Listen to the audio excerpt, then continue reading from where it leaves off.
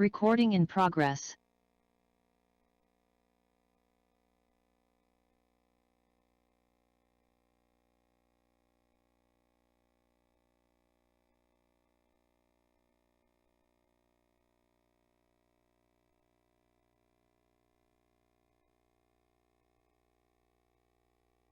Recording in progress.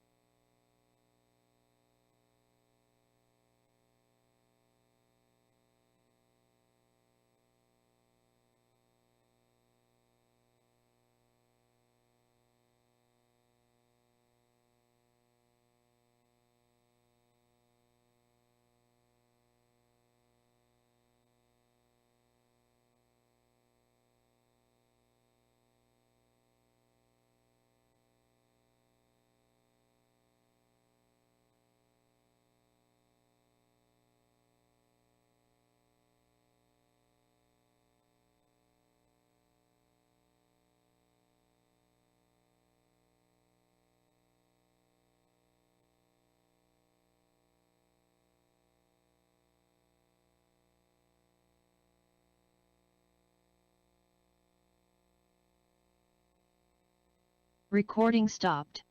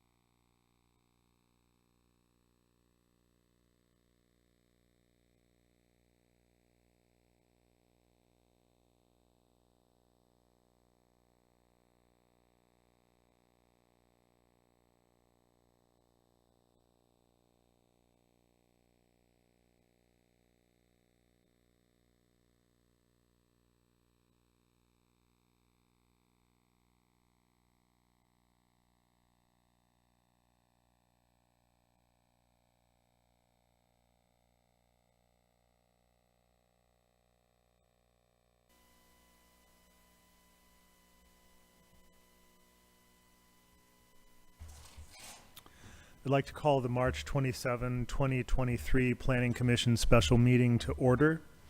The Planning Commission is holding hybrid meetings. Members of the public can attend the meeting in person or observe the meeting on Zoom on Access Humboldt Channel 10, online by visiting www.cityofarcata.org and following the live meetings link at the bottom of the city's homepage, or on the city's YouTube channel. If you are attending remotely, please be aware that the Zoom feed provides the closest to real-time stream. If you rely on the other feeds and you wish to make comments, please be aware of the time lag on those feeds. The first item on our agenda is the land acknowledgement. The City of Arcata acknowledges that the lands we are located on are the unceded ancestral lands of the Wiyot tribe. The land that Arcata rests on is known in the Wiyot language as Gudini, meaning over in the woods or among the redwoods.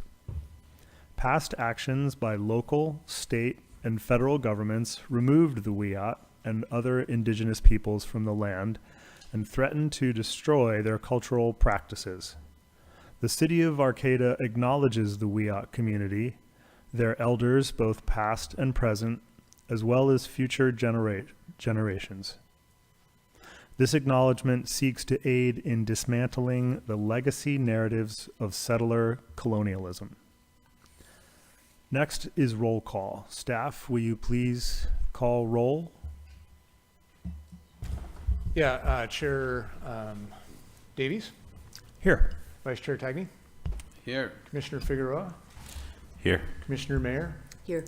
Commissioner Lehman, Here. and Commissioner Simmons. Here. We're joined tonight by Community Development Department staff, Director David Loya and Joe Mateer, Senior Planner. Next, we have oral communications. During this time, people may make comments about items that are not on the agenda. If you have comments about items that are listed on our agenda for tonight, please hold them until the Commission opens public comment on those items. At the end of oral and written communications, Commissioners may respond to commenters. Any request that requires Commission action may be set by the Commission for a future agenda or referred to staff. I will start with those in the room, then we'll hear from those on Zoom. Please line up now if you wish to speak. I'd like to get a sense for how many oral communications we have. Please line up behind the lectern. If you are on Zoom and you wish to make oral communications on matters that are not on tonight's agenda, please raise your hand by selecting the raise hand icon on the right side of your screen or by pressing *9 if you are calling in by Zoom. For those on Zoom, when it is your turn to speak, the clerk will unmute you. Each speaker will have 3 minutes to comment. Those in the room may track their time using the clock on the dais. Recognizing that speakers on Zoom may not see the timer and may not be able to tell when 3 minutes have lapsed, I apologize in advance if your comment is interrupted at 3 minutes. Feel free to state your name for the record. May we have the first speaker, please? Chair, if I may.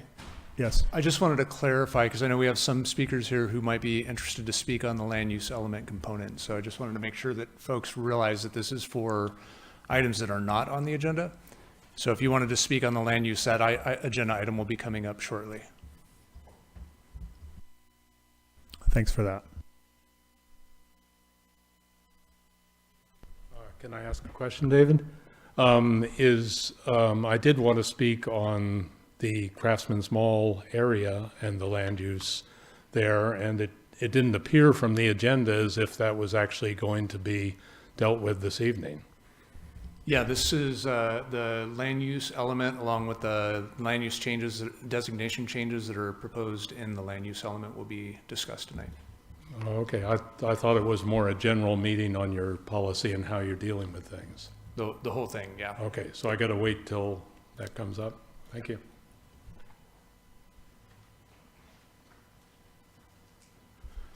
Good evening. Last city council meeting, some surprises there.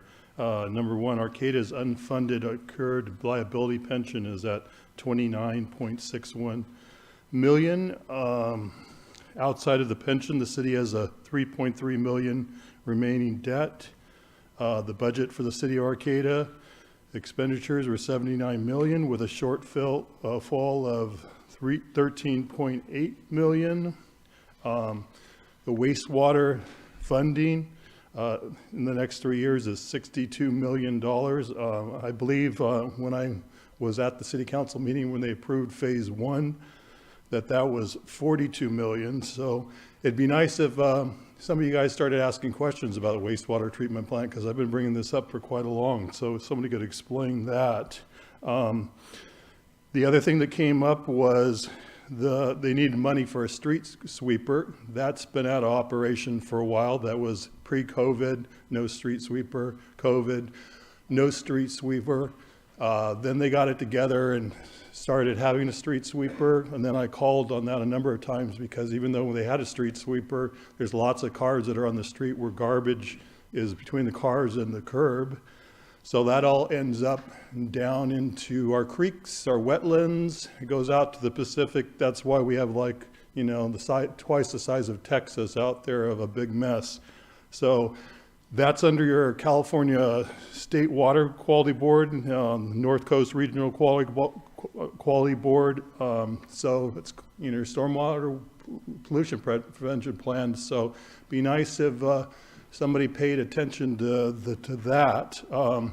And all the times that I called, they acted like it was really not that much as far as what was going into our creeks. And I'll remind you, because of the ambassador program, which was just basically a program to help the police, they reported to the council that they had collected 8 tons of trash. So that's 8 tons of trash that would have been going into our creeks or wetlands and out in the ocean.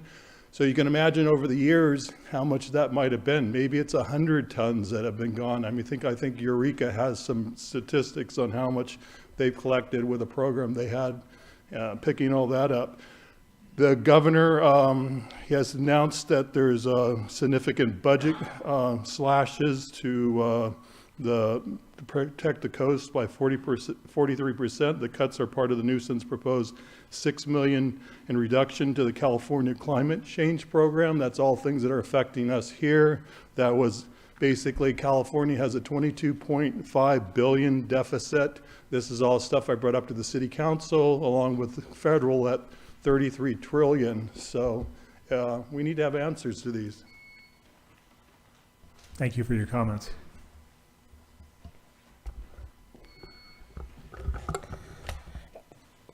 Good evening, Patricia Combianica.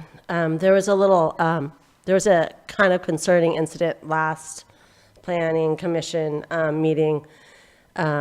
There's been some concerns of other past transparency issues. And what happened was you guys were viewing the screen here, and it wasn't being posted on our screen. And it was more of a concern for those people that are watching from home. So I'm kind of asking, if you're discussing something, a document on this screen, that it's always posted on this screen. Joe Matera was really gracious enough to go back and ask Dylan to post it on this machine or this screen here for home viewers and us in the audience. And we were told by Dylan, Joe said that Dylan said that there was too much text, so it would be really hard to see on that screen. Well, that's kind of the glory of modern technology. You can enlarge that so we can see it later on in the video. And so, yeah, I think it's kind of concerning that somebody, the IT, made that decision.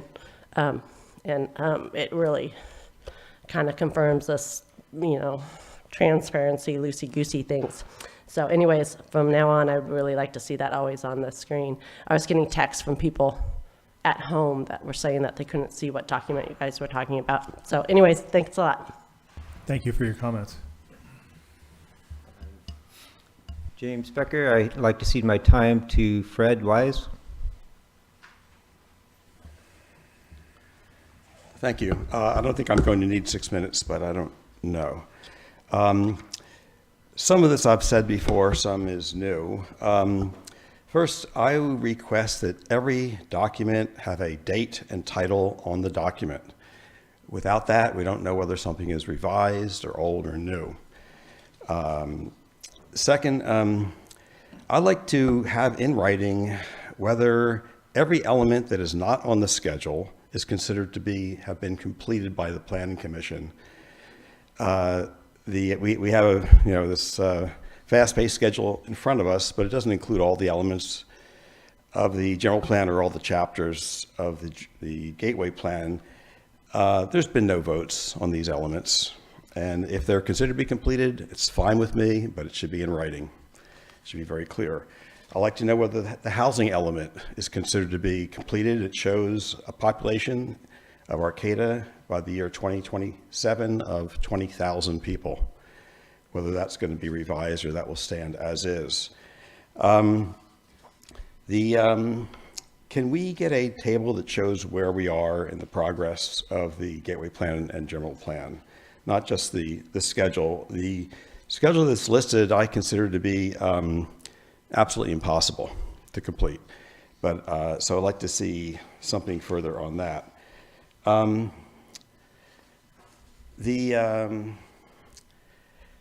have to be careful here how I say this. I'm very much in favor of an accelerated progress on getting these things done.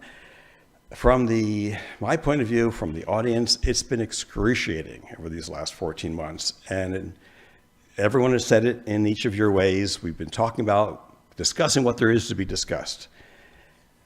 However, I think that the plan that was outlined at the last session is not feasible for a variety of reasons. One is, from my point of view, and I strongly suggest you talk to the city attorney about this, it's a strong violation of the Brown Act. I'm going to quote, individual briefings of a majority of members of legislative bodies should be unidirectional. That is, they should not go from the commission to staff and back to the commission. Otherwise, multiple members could separately give staff direction, causing staff to shape or modify its ultimate recommendations, resulting in action outside of a meeting.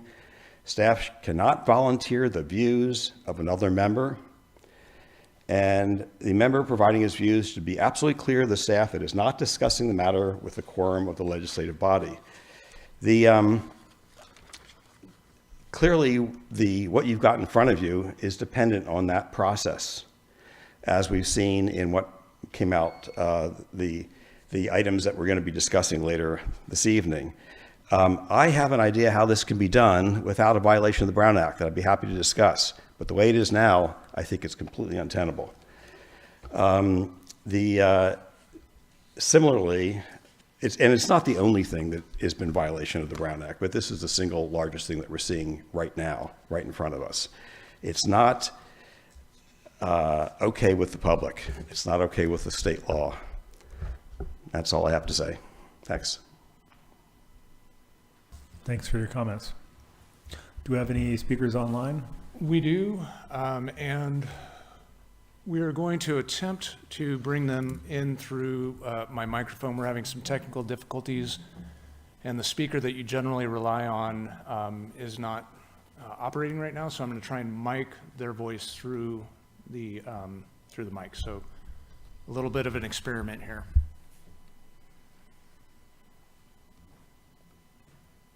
Go ahead, Jane. Oh, hold on one second. I'm sorry. Go ahead, Jane.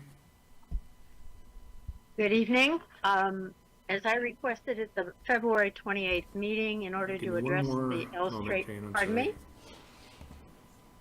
Did somebody say something? Oh dear. Can you hear me? Hello? Hey, hang tight. Do we have any? No. Okay, Jane, I'm going to try this one more time. I'm trying to mic you in because we're having technical difficulties, so please bear with me. Go ahead. You know what? Turn your mic off, please. I'm sorry. Turn your audio off. Leave your mic on. Turn your sound down. And then speak when you're ready. turn my mic off? No, turn your audio down. It seems to be working now. Go ahead and try. I'll turn it down. Not as loud, is that it? You're working fine. Can folks in the audience hear this? Okay. You're perfect. Ready, set, go. Perfection is nice. Okay. I did send my public comment directly to you, David, for distribution. I don't know if they received it. Did they? Jane, go ahead and Okay. complete. You have 3 minutes. As I requested at the February 28th meeting, to address the L Street choices, I think it's necessary to lay out a visual representation of what L Street would look like, either as a one-way street or as a linear park with surrounding building options. I think that would make it both for the Planning Commission and the public to visualize each option and make an informed decision. None of the 3 current options presented about L Street at the last meeting accurately presents the Transportation Safety Committee's actual recommendation. Why hasn't the city done this alternative plan or had a thorough discussion of L Street as a linear park? It's just been ignored, and why have the Transportation Safety Committee's recommendations been ignored? Will you give the committee's chair, Dave Ryan, an opportunity to present the committee's recommendations in person to the commission? Why is the 2010 L Street Vision Report not being discussed? I don't believe the city owns all the property required to create L Street as a one-way street and has stated that it doesn't plan to use eminent domain in the area. How does the city plan to address this issue? Also, the Great Redwood Trail Authority now has jurisdiction over the railroad's right-of-way along L Street. Have they been consulted in terms of making L Street a one-way street? And if so, have they agreed with the city's plan? Isn't that an important thing to do? It's a goal of the city to make the Gateway area bike and pedestrian friendly. Why not take advantage of an existing linear path and develop it into a public park to be used by bicyclists and pedestrians as an alternative to using K Street? It goes throughout the Gateway area. Why are we proposing there will be lots of additional traffic on K Street if we're encouraging and planning for less vehicle traffic? If the bicycle and pedestrian traffic from K Street is directed toward L Street, major space of it can potentially be removed from the K Street plan. Thank you for consideration of these ideas. I hope you will address them. Thanks, James.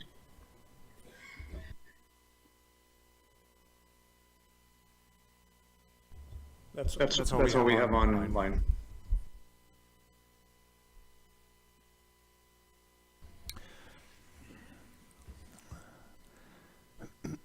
Would any commissioner like to respond to any of the comments? Sounds like a feedback loop. Would any commissioners like to respond to any of the comments we heard this evening? Judith? Yeah, thank you to everyone who was commenting. First, going last first, yeah, I would also greatly appreciate responses to the questions that Jane Woodward put forward, and also I'd like us to consider the comment that Fred Weiss made about the, I'm assuming you were talking about the summary material that Director Loya put together and sent out prior to the meeting that chose items from material that planning commissioners had sent in. I was concerned about that summary and in some case reorganization with some deletions, at least looking at my material as an example. And it would be good to have some means of doing this that would not violate the Brown Act. And I'd like some thought to go into that as well. Much as I appreciated having the summary, I do understand the two-way communication, so maybe the director could say something about that, and we could all think through some means of communicating within our meetings and within the Brown Act. And thank you to everyone else who came in and commented as well.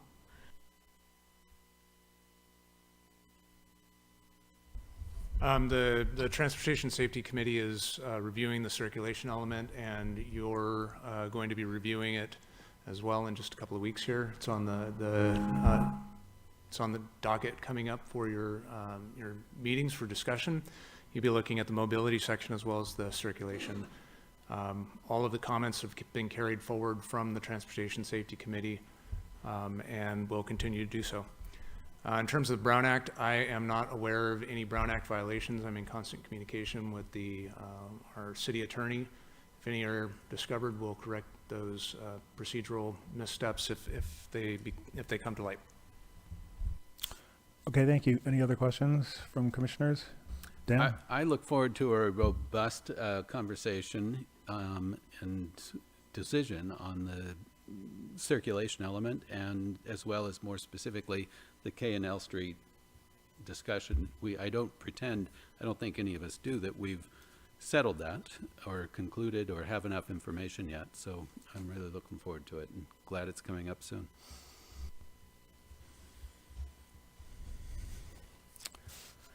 No other comments from commissioners. I would like to move to the consent calendar.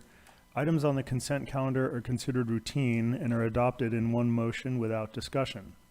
If anyone would like to discuss an item, it will be removed from consent and considered under item 4 on our agenda. We have one consent calendar item tonight, which is approve Planning Commission minutes from our regular meeting, March 14th, 2023. I would like to pull the minutes from consent and take them up under item number 4, which I will open now. Reviewing minutes, I would like minutes amended to reflect the following changes. First, oral communications. Please note that we had 4 speakers. 2, under business item A, please move the statement public comment was heard to the first line, indicating that public comment was heard from 4 members of the public on both items. Also under business item A, under the vote for each of the topics under the agenda item, Simmons is listed as absent instead of Lehman. Please correct. And lastly, business item B, please update to reflect that there were 6 speakers. Are there any other suggestions for edits by planning commissioners? Anybody else have anything for the minutes? If not, can I have a motion to adopt as amended? We'll take public comment shortly, not now. I move to approve the consent calendar as amended. Do we have a second? I'll second. We have a motion, we have a second. Can we have a vote? I would offer that you take public comment just before the vote. Okay, perfect. Then we will take public comment. Thank you.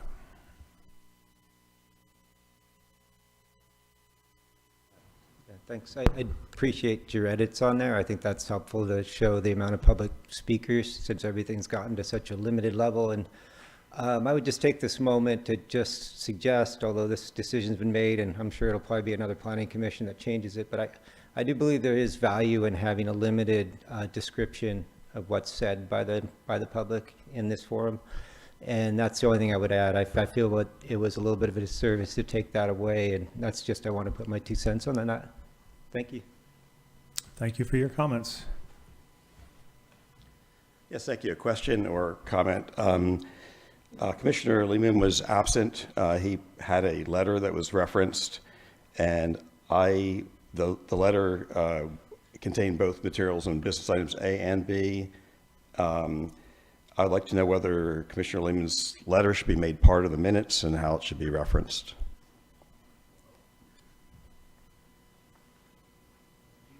Thank you.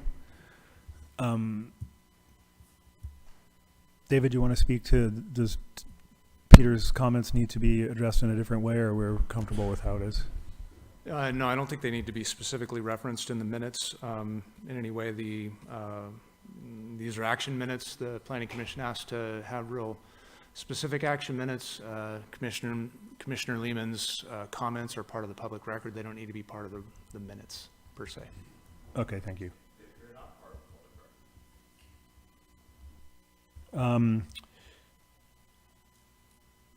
We have a motion. We have a second. Can we now take a vote on the motion to approve those minutes as amended? All in favor? Aye. Aye. Aye. Aye. Motion passes. Moving on to, Just to make sure I get the record keeping correct, were there any abstentions or everyone voted aye? I think, unanimous. Our next item is, we have no public hearings this evening, so business items is next on our agenda this evening. We have one business item tonight, which is to consider a recommendation to the City Council on the general plan updates. Tonight, we will be taking up the land use element. The city noticed property owners whose land use designations had proposed changes about our last meeting. A few landowners came to the last meeting, but were not able to have their comments heard. We were not able to hear their comments. I'd like to make sure that they have an opportunity to speak to us tonight. To ensure that we get to their comments, I would like to open public comment on this agenda item before we hear our staff report, so that we have an opportunity to address their concerns and that staff can maybe respond if there's any specific questions in there. There will not be another public comment period on this topic, so if you have comment on the land use element or the vision statement, now is your opportunity to speak on these topics. I will open public comment now, and I will start with those in the room, then we'll hear from those on Zoom. Again, please line up now if you wish to speak. I'd like to get a sense for how many oral communications we have. Please line up behind the lectern. And if you are on Zoom and you wish to make oral communications on matters that are not on tonight's agenda, please raise your hand by selecting the raise hand icon on the right side of your screen, or by pressing *9 if you are calling in by Zoom. For those on Zoom, when it is your turn to speak, the clerk will unmute you. Each speaker will have 3 minutes to comment. Those in the room may track their time using the clock on the dais. Recognizing that speakers on Zoom may not see the timer and may not be able to tell when the 3 minutes have lapsed, I apologize in advance if your comment is interrupted at 3 minutes. Ready for public comment? Excuse me. Yeah, my name is Dave Meserve. I live on Grant Avenue. And I was a little bit upset, I'll have to say, to see that our neighborhood, I Street, Todd Court, and Grant Avenue had been included in the Craftsman's Mall neighborhood. It's, Craftsman's Mall, we know what's going to happen there. It's an industrial area which is going to get the 900-bed dorm. And then the area to the north of it is, kind of mixed industrial and open space and whatnot. And then I saw that the neighborhood down I Street was included in the Craftsman's Mall neighborhood, and that someone wants to change it from low density residential to high density residential. And that makes me look back at the plans that Strombeck submitted back in 2015 for right behind the tennis courts there at the end of Grant for a 78-unit apartment complex with 78 units in 2-story buildings and about 78 parking spaces too. No idea that nobody was going to have a car. And that just, it really, I've lived there for close to, over 30 years now. It does not make sense for that neighborhood to be high-density residential. The most obvious problem is at the bottom of J Street by the traffic circle, where I invite you to go there and hang out for 15 or 20 minutes. And you'll see that all the neighbors know enough to look ahead and stop and pull over and let someone go through. There's not enough room for 2 cars to pass. Okay, take out a parking lane. Well, there's also not enough on-site parking for people there. So a major change would have to be made. Also, the whole neighborhood is, I don't want to sound too much like a NIMBY, but it's a very quiet neighborhood, and it has about 50 residences in it at this point, and to more than double that would just be crazy. Also, with SB 9 and the provisions there, it's quite possible to increase the density and get more housing in there. And right now, Strombeck could easily build 25 units or something like that on his 1.7 acres. So I ask you to consider and hopefully remove that from the Craftsman's Mall area. Thank you. Thanks for your comments.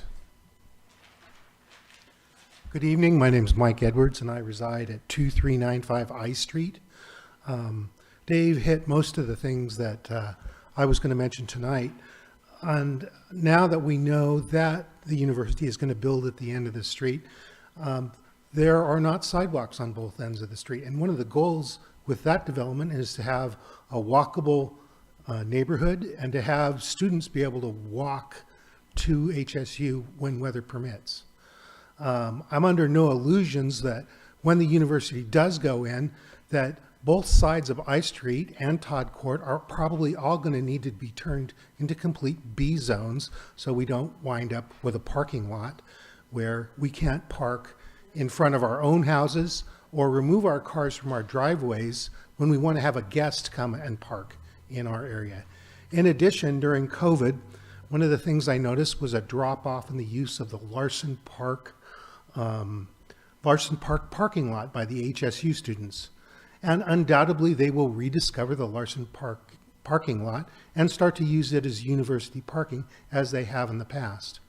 I would also point out that on I Street, right there next to Larson Park, that area is frequently used by the public that wants to come and use Larson Park for bocce ball or tennis courts or a birthday party as soon as that very small parking lot fills up. The choke point at the entry to J Street is a little bit over 28 feet across. And tonight I measured between 2 parked cars on either side of J Street right at the opening, and there was 14 feet there. I'm concerned about the access for emergency vehicles. Frequently, as Dave mentions, you stop at one end of the street and make sure the street is clear ahead of you so that you can get down to the roundabout without having 2 cars. It's already a choke point to the neighborhood.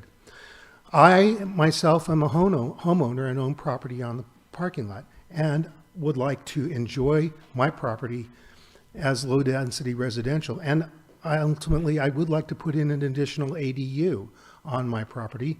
My property is subdividable, but I don't think there's enough room for high density in there. This is my personal opinion, and I would like the city to re-examine that, particularly in light of the fact that HSU is building down the street the development that we ask to be downsized or reorganized or additional parking added to. That's fait accompli. So we have to roll with that now.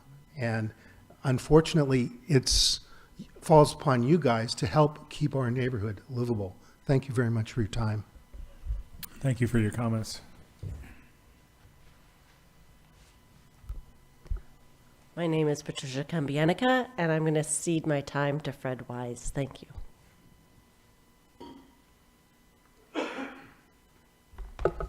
First, I want to say that there's a lot of good ideas in the suggested comments, even from people that I often think I disagree with, which brings up that many eyes and many minds are a good thing. which is why I think there should be no single person ministerial review in the gateway plan. You've received my 14 pages of notes, or 8 pages, so I'm going to go real quickly. The Arcata vision statement. Arcata says a modest growth rate up to a population of 27,000. I don't think that is modest. I think it's a false statement. It should be stricken. The idea of having affordable housing equitably distributed through the city, I think, is also a false statement. Should be stricken. Let me back up a second. What I look for are not so much planning ideas. I think there's a lot of good planning ideas up here. I look for what I call internal inconsistencies, things where the document says one thing in one place and a different thing in another place. And I look for things that I think that in case of a lawsuit could not be sustained. In terms of this document, no date, no title, it's the list that came out today, 12:30.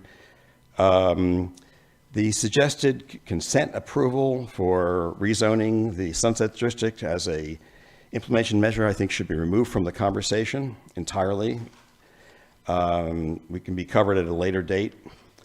A lot of good ideas. The idea of having a chart that shows the residential, take out the ag land and make a chart. It'll show the amounts of residential much more clearly. We need a map of the infill areas because it's referred to. Parking, it's okay to have 0. It's okay to have a minimum, but not a maximum, in my opinion. There's a lot of phrases like encourage this, encourage that. Essentially, they're worthless phrases. They need to be looked at closely or just stricken. The examples are LU2 and Guiding Principle C. But again, you probably have a copy of what I've got here. The LU1D, Streamlined Review and Standards, this is extremely important that there be written definitions of what streamlined is and what ministerial review is. Without that, you're open for a big lawsuit later. There's a lot of very dodgy phrases like improvement of parking. Improvement essentially is a worthless phrase. I know we're talking about policies now, but there are things that are not policy that are important. Introduction, page 1. The early settlement of the town, initially called Uniontown, grew around a central plaza. I request this be changed to early non-indigenous settlement or early European American settlement. It's just a couple of words. The words streamline and ministerial review are in LU1B and LU1D. LU1E, the promise of single-family development, I'd say be very careful in any language in this. There is a comment that was brought in where the word maintain should be achieve. There's going to be virtually no single-family residential development. So any language here, I think someone who's wealthy and has lots of money could sue. Dave Mazur mentioned the Crafts Mall St. Louis Opportunity Zone. I have a page on that. I think that should just be removed. It's a Crafts Mall area is distinctly different from the south part of that. It should not be rezoned. Things like ensure that they are equitably distributed for community facilities. Very difficult to ensure something. It's essentially it becomes an impossible goal. The objectives, the policies on LU1, I had a rewrite of that paragraph to, again, create more clarity. There's a funny thing on LU4 where it says blocks should be limited to 1,600 or 2,000 feet. I don't know if that's a typo or I'm not understanding something, but that's 8 times the size of any city block in Arcata. There's the it says include inclusionary zoning measure in the next update of the housing element. Why is it not in this update of the housing element? Let's see. Again, LU2 specifies affordable homes. It uses the word ensure. We cannot ensure that there will be affordable homes. The city shall encourage a variety of choices for housing consumers. We talked about getting rid of the word consumer. In terms of units, location, sizes, types, design, the city can't possibly do that. So again, to summarize, and there's more, but perhaps you've read it yourself, just be on the lookout for things that the city can't really provide, because it can come back to bite us. Thanks very much. Thanks for your comments. Since last March, I've been sending you information as far as SB 1000, Environmental Justice and Urban Planning. It's a state law. You haven't incorporated this at all into your program. So I'm a little, I can't understand why you haven't done that, but you know, it has an effect, one aspect of it that we're talking about thousands of more cars that are going to be on the streets, and how that affects people that live on these streets through the air quality, through the noise. I mean, this is the basics. Look it up in the state of California. It's right there, and you haven't done this. I gave examples of this in the past from living in Miami too, where the Wynwood area, I gave you articles on this, where, you know, I fully support mass transit. I try to use that everywhere I go, but the reality is that it doesn't usually work out that way, that people still need to have their cars. They have jobs that are all over. I use public transport when I'm in Miami, in LA, and generally it usually works out that it's the working poor that are using the mass transportation. It's like, it's very frustrating, the amount of time that you have to invest in waiting. So it's like, it's very tiring for a lot of people. So it's a kind of an easy out from the standpoint of just saying that everyone's going to use mass transportation here in Humboldt. And I would really love to believe that, but I don't think that's the reality. So you need to do something more about this, because you're not addressing what the effect of this is going to have on the city. And it's going to be a very negative effect if people are still in their cars driving all around. Streets are going to be backed up. People are going to like cut through neighborhoods to try to get around all of it. It's going to be hell. So it seems like you're living in another world and not really wanting to address this. And it's unfortunate, you know, and I just can't understand why. I know this is pretty a serious question, but I can't even get any answers when I go to Plan West, as far as, are you doing studies? How about the noise studies? How about, you know, when are they going to happen? Are you going to do them? Are you going to just do them in the gateway and then forget addressing the rest of the city? Because, you know, if you look on a map, you can see on H Street coming from the north, all the cars are coming down H Street. They're going to turn right at the plaza. You're already set in motion with the co-op turning those into one ways and turn them all the way around and go up G Street. So there's a lot of questions there. And I'd even address the bike path that you put on G Street. It's like a great that you did that, but all the crosswalks on the north side of all those are gone now. You're supposed to make a left-hand turn and just cut across the traffic. It's kind of like in another little world. It's not working out. Thank you for your comments. Hi, I just have a brief point to address. There's a crossover policy that actually crosses over from the transportation element, and I just wanted to quote it at this moment because it seems to be something that will be incorporated. It's policy T2, travel demand management.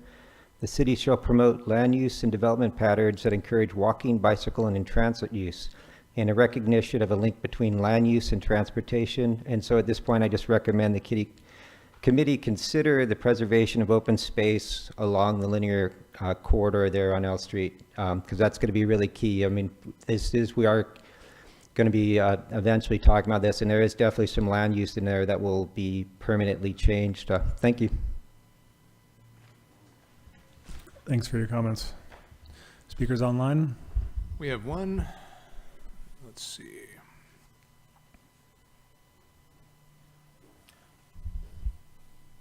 We have a couple. Go ahead, Jane. Hello. I just want to mention that I had a comment on the last one, but nobody noticed me. So I didn't get to say that I have not been able to discover exactly where Peter Wayman's letters or comments are. So if they're somewhere visible that we can find, I'd really appreciate it. Otherwise, I want to talk about the problem with, I really agree with a lot of the comments that were included in the additional comments published this morning. And I want everybody to please take the time to thoroughly examine the draft provisions and make suggestions for approval. I also want to note the problems with the current plan on page 25, which talks about streamlined review and standards in the infill opportunity zones. The last sentence in that needs to be fixed. It says, it makes no sense to use the word consistent when it's meant to be consistency, I presume. So that needs to be fixed. Secondly, there's still been, and along the lines of what Fred says, there's no clarification as what is meant by, quote, a ministerial review process, and quote, and a, quote, a ministerial pathway for residential projects. Before anyone signs under this particular provision, that needs to be clarified. Which of the three streamlining models are we talking about here, which were outlined before? Option 1, which is review simply by the Community Development Director. Option 3, review that by the Planning Commission. Or Option 3, which I don't recall the details about. What are we, or are we really talking about by approval, by right approval? Please make clear what is being discussed before approving this particular provision. I think you really need to dig into it and understand it. And then basically, I think it's very short-sighted and negligent to propose high-density housing in areas that are going to be inundated by sea level within 30 to 50 years, regardless of their location within Arcata. We don't need to build in future flood zones, move such plans to higher elevations, and don't invest in short-term solutions. Thank you very much. Thanks, Jane. Go ahead, Sharon. Oh no, I'm echoing. I have no idea why. It's probably Am I on our still side. I echoing? apologize. I apologize. At the March 14 Planning Commission meeting, David Loya said that the Transportation Safety Committee's recommendations regarding L Street would be clarified at their March 21 meeting. That meeting was canceled at some late point with no notice sent to the public. I only noticed because I pulled up the agenda a half hour before the meeting time and saw that it had been canceled. I am urging the Planning Commission not to discuss circulation or transportation issues until after staff updates their records to reflect the Transportation Safety Committee's policy recommendations, whenever that might happen.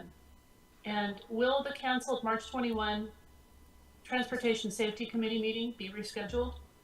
Thank you. Thank you, Sherry.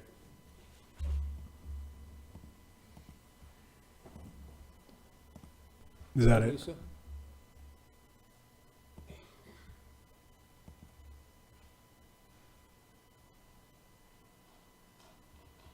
Hello. Yeah, hi, we can hear you. Good evening, Commissioners. Is this the proper time to speak about land use? Yes. I wasn't sure. Yes, please do, Lisa. But I guess I'm going to, because I can't hear you. Okay, so this is Lisa Brown, and I submitted an email to all of you this morning, and I hope that you received it and were able to review my comments. I highlighted 3 main concerns I have regarding policy and zoning changes that are being considered by the Commission this evening, and I will summarize briefly my concerns tonight. The first concern is the sphere of influence boundary. Simply put, as per state law, a sphere of influence identifies areas for future expansion of a city, And while General Plan 2020 attempted an alternate strategy to utilize the sphere to help protect agricultural lands, this strategy is too risky in today's climate, and we need to abandon it and shrink our sphere to exclude all agricultural parcels to the west and north of the city limits. My second concern is the rezoning of 2 parcels north of 17th Street that are being considered for a conversion from their protective natural resource designation of AR to high-density residential. We have an abundance of underutilized land that has already been impacted with past development, and the city should remain focused on guiding infill to these areas and continue to support our long-standing vision of retaining and protecting our agricultural resources. My third concern is the removal of language in policy LUAF found in packet page 25 regarding protection of ag resources. Staff has crossed out protective language in the last sentence, which reads, "Their productive open space and natural resource values are important to the community and shall be preserved," and the following is crossed out, "and conversion to other non-compatible uses shall be prohibited." This language has stood the test of time on General Plan 2020, and there's no good reason to eliminate it now. I thank you for your time and attention. Thank you, Lisa.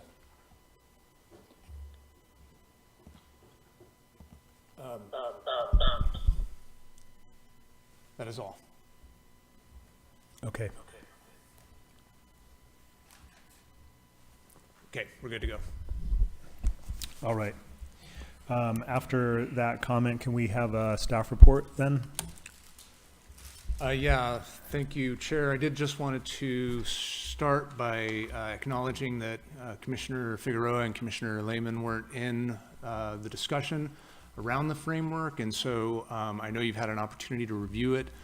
I just wanted to take a moment and garner your thoughts, your ideas, potentially your support for moving forward and make sure that we're doing this with full agreement. We've got the materials that we posted last time, the ground rules, which were included in the framework in your packet that was amended last time by the Planning Commission, as well as the agenda and the gradients of agreement, as well as the timeline that we have to cover each of these different elements moving through the end of your meetings in June. So before I get started, I just wanted to give an opportunity to get your thoughts and potentially agreement on this process. Say the approach is ambitious, and we have to set some guidelines and some principles, and I feel that this is the approach that we're gonna move forward with, and my counterparts here are in agreement with it. I'm in agreement with them, so I feel this is a good means in which we can try to move forward in regard to this effort and trying to expedite this process. I'm also in agreement with the framework. I think we have a huge amount of work to do between now and June and July, and we need to get it done. I'll make 2 comments. One is the rules are good.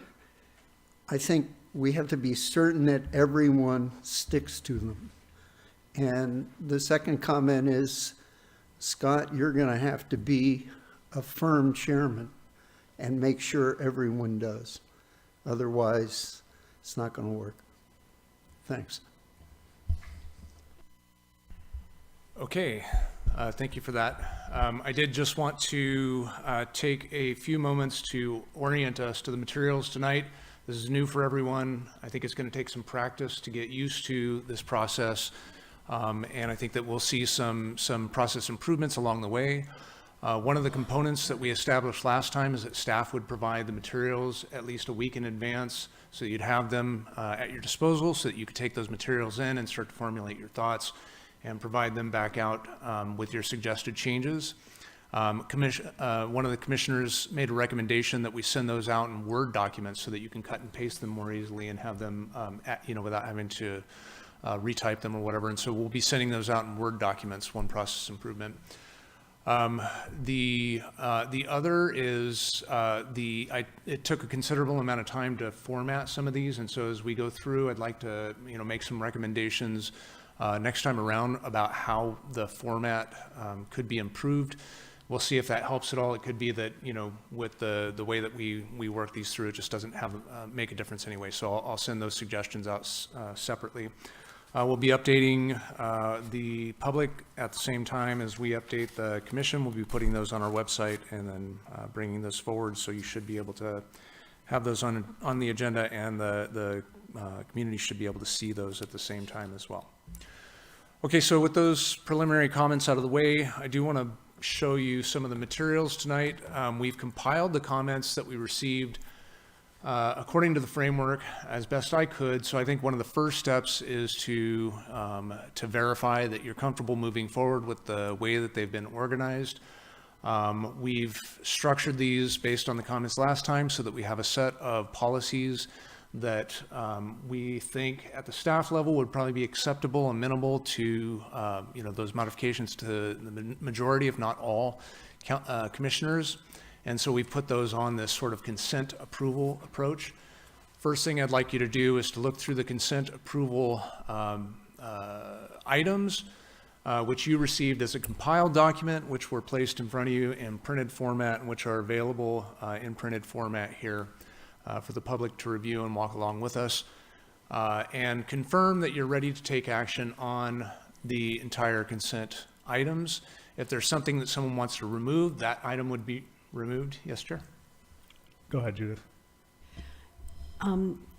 Yeah, you've done an amazing job at compiling all those comments from everyone into one document. However, if we have actually attempted to write some notes that aren't easily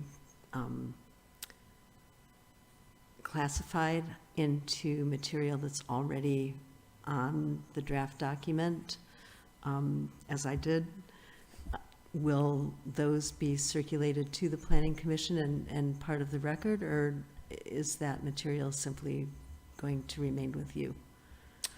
Oh, in the document that you sent to me? Yes, we can absolutely. I did not send the original documents out that you all sent to me, but we can incorporate that as part of it and attach those to, pin those to the record as well. And I apologize for that. My intent was absolutely not to miss anything that you submitted. I just was trying to simplify and condense. Go ahead, Peter. You did do an excellent job of compiling these, but my question would be, if we all decided on a given format, why not just have each of us provide a document and we get everybody's document to read, so that no comment gets left out? I don't think it would be that cumbersome. I recognize that there's value in assembling it, but there's judgment in doing that, and perhaps things get lost. Yeah, the purpose for assembling them into a single document is to try and follow the rubric in the framework for identifying the priority topics to discuss, recognizing that we don't have time to discuss in this meeting format, even with the more structured framework for discussion, all of the topics. So this elevates to the top those items that have followed along with the framework that we've done. And so items that have an impact on the environment and have a recommendation, an explicit recommendation for approval, get prioritized over others. Items that have an explicit recommendation for approval that don't have an environmental impact get prioritized over others, so on and so forth down the list. And so there is an element of judgment that staff is using to try and bring forward the recommendations that you've made into a concise document that we can follow through this process. But it allows us to do things like have a consent approval that you all can look at ahead of making a decision about that consent approval and say, yeah, I'm willing to take those on as consent, or no, I want this one removed. And then instead of having discussion on all 5 of these items, you might adopt them in one motion If you're amenable to it, you're amenable to it, so on and so forth down the line, then there's no further discussion. If everyone gets, and I can certainly send out the original documents so that you can read that additional information, but if we start this meeting with 6 different documents and we say, okay, where do you want to start? That's going to take considerable amount of time, which is why the framework was structured the way it is. So unless the commissioners want to restructure the framework and go back and revisit that, I would offer that we've brought this forward because that's what the framework recommended and that's what we agreed to last time and conceded to this time.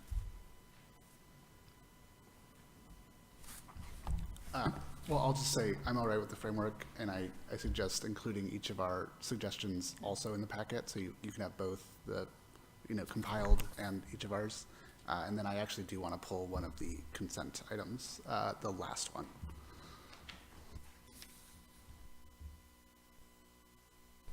Okay, real quick, just so we don't lose it. Which one do you want to pull? The one about the reorganized vision statement versus the revised vision statement. Excuse me, can you say that again? Yes, I support the revised vision statement, Appendix D, the one that starts with that. Okay. Okay, I'm sorry. I think having the summary is very useful. It would be especially useful if we got it before the middle of a workday when we have a meeting scheduled at 5:30, which is what happened today. And I would not like to do that again. So if there's any way of getting it with a reasonable amount of time so that we can reasonably review it in the midst of normal life, we're all volunteers, that would be very helpful. Yeah, again, I would just point back to the framework and offer that the way that it's currently structured, you would have until the day before the meeting to submit comments, the morning of the day before the meeting to submit comments, and then staff would have until the end of business that day to provide the compiled documents back. So on a typical Tuesday meeting date, you would submit them by Monday morning, and then staff would submit them back by Monday afternoon. If you all want to revisit the framework and change that and push it back and give yourself less time to submit comments to staff, we would be able to turn those around the same day and provide you more time to review those comments. Let's do it that way. Let's provide our comments earlier so that we get your compiled version earlier.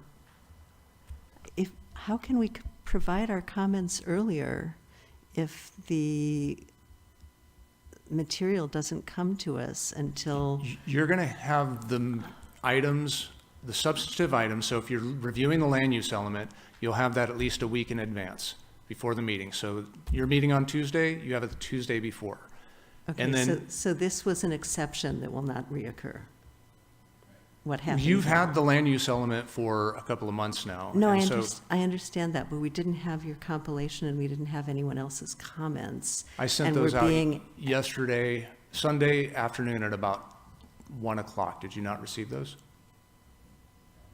I saw this compilation when I looked at it probably yesterday or this morning.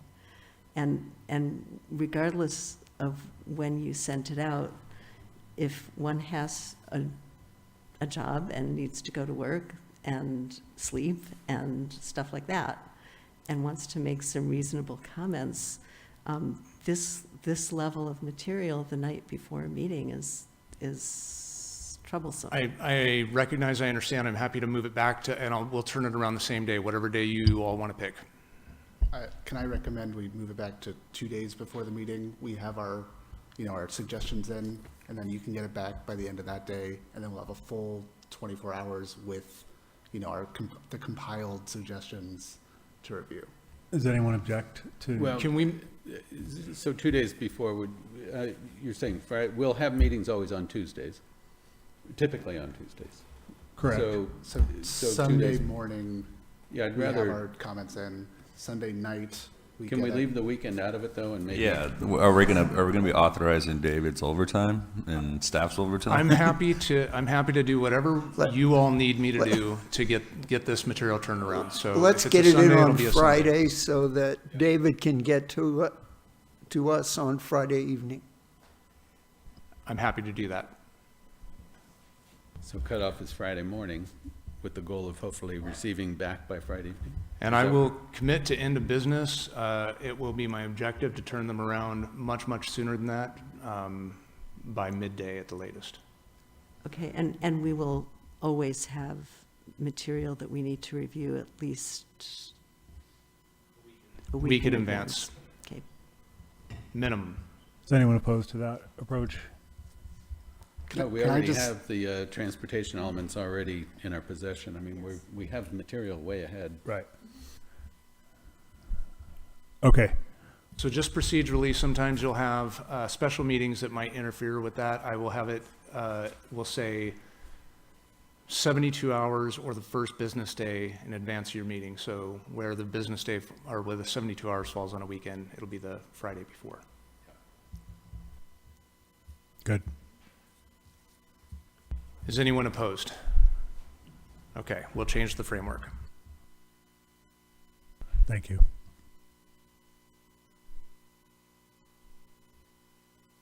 May I ask a quick procedural question? Go Chair? ahead, Dan. Right now, what I see before us, this section on vision, are we voting as a group on this, on all the highlighted stuff on this section at once? Or are we going to pick it apart? Yeah, so at this point, we put these on the agenda under consent. So everything on here, with the exception of the yellow policy, is considered on consent. You can take them in one. If there's any commissioner who wishes to pull an item off consent, Commissioner Simmons pulled this statement off of consent, then you can do so now. Those will be moved to the end of the items for discussion. Okay, so if we have a problem even with one word in here, we should just pull that item? Yes. All right, please pull "We share the benefits of California Polytechnic." Any others?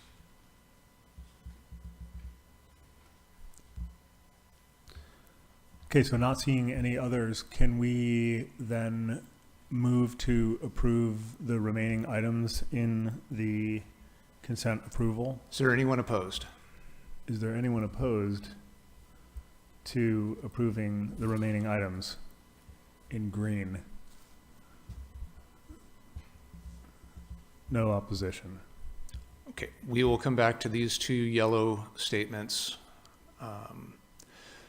So stepping down into the framework after we get through the consent, the next item is to go through the pitches. So these are the elevator pitches. Again, we're talking the vision statement right here.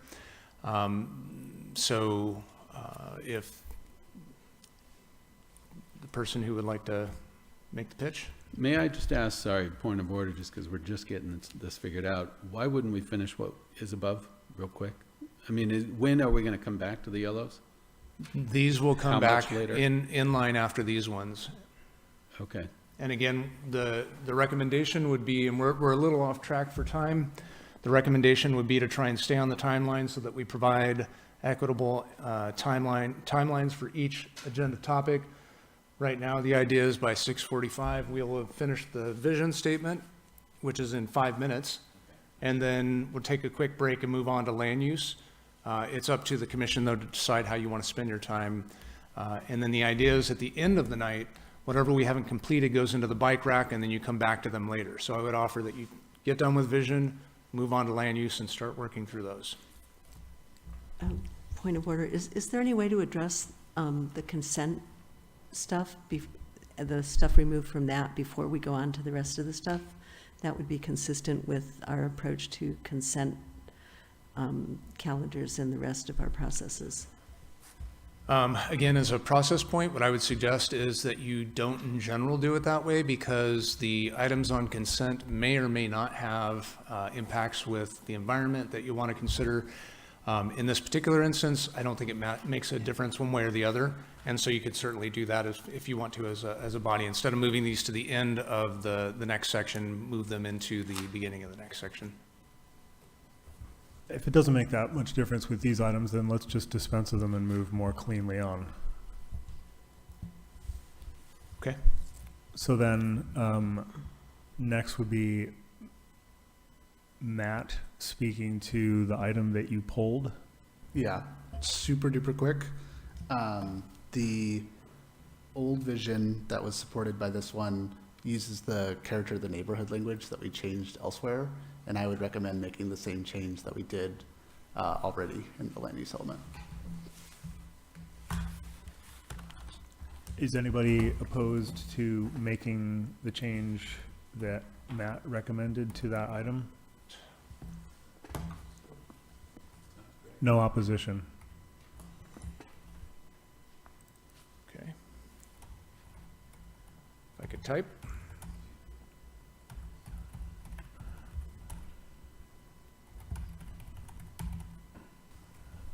And then Dan. So do I have this correct, that you're going to change in the old one, ditch Appendix D2, but change the neighborhood character language in the original?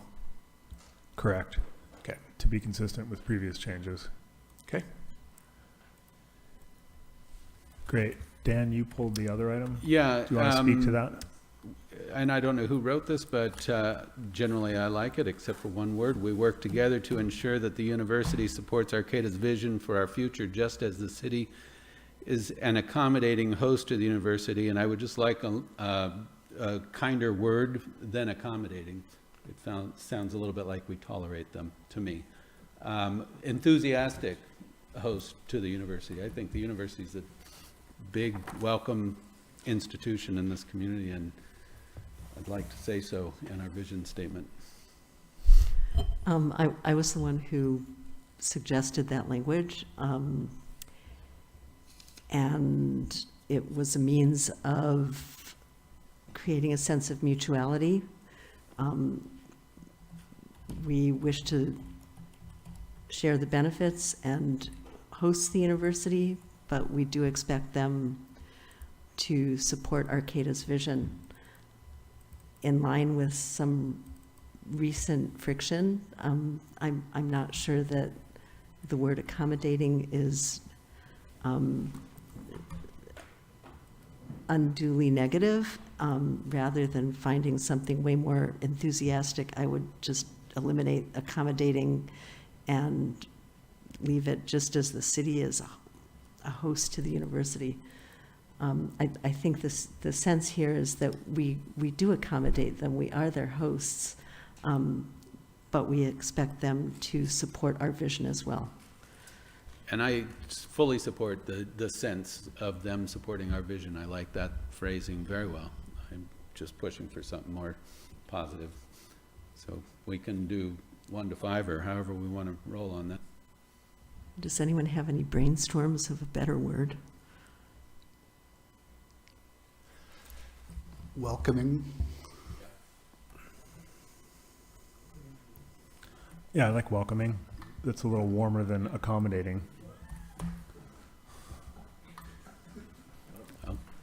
Why don't we just drop the language and say just host? You know what I mean? Okay, before you go on to another pitch, do you want to take the gradients of agreement or a negative poll on this? Is anyone opposed to changing it to welcoming? Okay, we've got 3 gradients of agreement. So wait, so for 1 is, sorry, I completely. 1 is, and again, you have a key in front of you. 1 is that you agree completely and you support it. 5 is, I can't support this, I'm going to vote it down. 4 is, I have strong objections, but I'm not going to stand in the way. 3 is, I'm neutral or have no opinion. And 2 is, I support it with minor concerns. So show of hands about changing accommodating to welcoming. Okay. So change made. Okay, I do want to do a time check. We're just after the 6:45. Do you want to keep going or do you want to take your break? Oh, we got to keep going. Let's keep going. Okay. Because we're not going to go as late this evening. Plus, we're building a head of steam here. Yeah. Precisely. So, so as we move now into the commissioner pitch for amendment, we will hear from the commissioner who made the proposal regarding the "we're drawn to the plaza." That was me too. there was some language added to the 2000 plan, which I'm looking for here. It's toward the end. In the 2000 plan, it read, "Our historic and distinctive downtown square remains the heart of Arcata. It's our common ground for community events, daily commerce, retail, restaurants, and entertainment, providing a blueprint for community spaces replicated throughout the city." And my suggestion was to eliminate the new language at the end there. The original purpose for this part of the vision statement was to highlight the uniqueness of the plaza as our city's center. And I think that if we retain that purpose, highlighting the uniqueness of the plaza, but also having language elsewhere in the plan about other neighborhood centers, we've done that. But adding that replicating throughout the city is actually kind of contradicting the original purpose of this vision item. Isn't that the version that we just discarded? I don't think so. I thought it was. I thought we agreed to go with the original version, not the appendix, what is it? Appendix D, not Appendix D2. Wait, didn't we just decide that? That's the same language, correct? Yeah, but it's not in, that language is not in the one that we approved. I'm referring to page 56 on the No, I vision that thought, we have.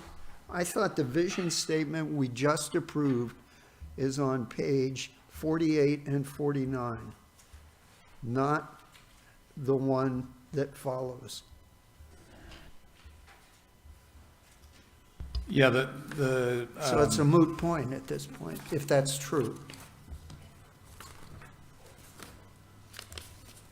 The item that was on page 54 that says, it starts at the top, vision. And then on the edge, it says attachment D, revised vision statement.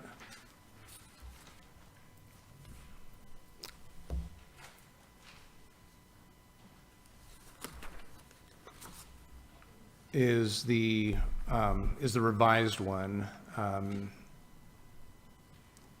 And that one, I think the community vision starts on page 56, where I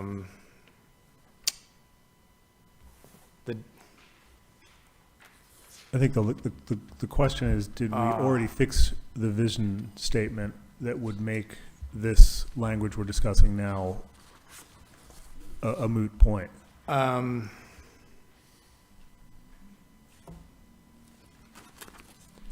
Yeah, we have to take a second here because the vision statement, Joe, I'm sorry.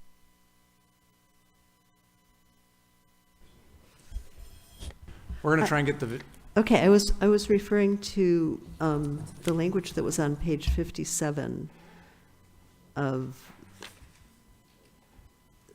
the packet that you actually gave to us in print, which was not this week, but last week.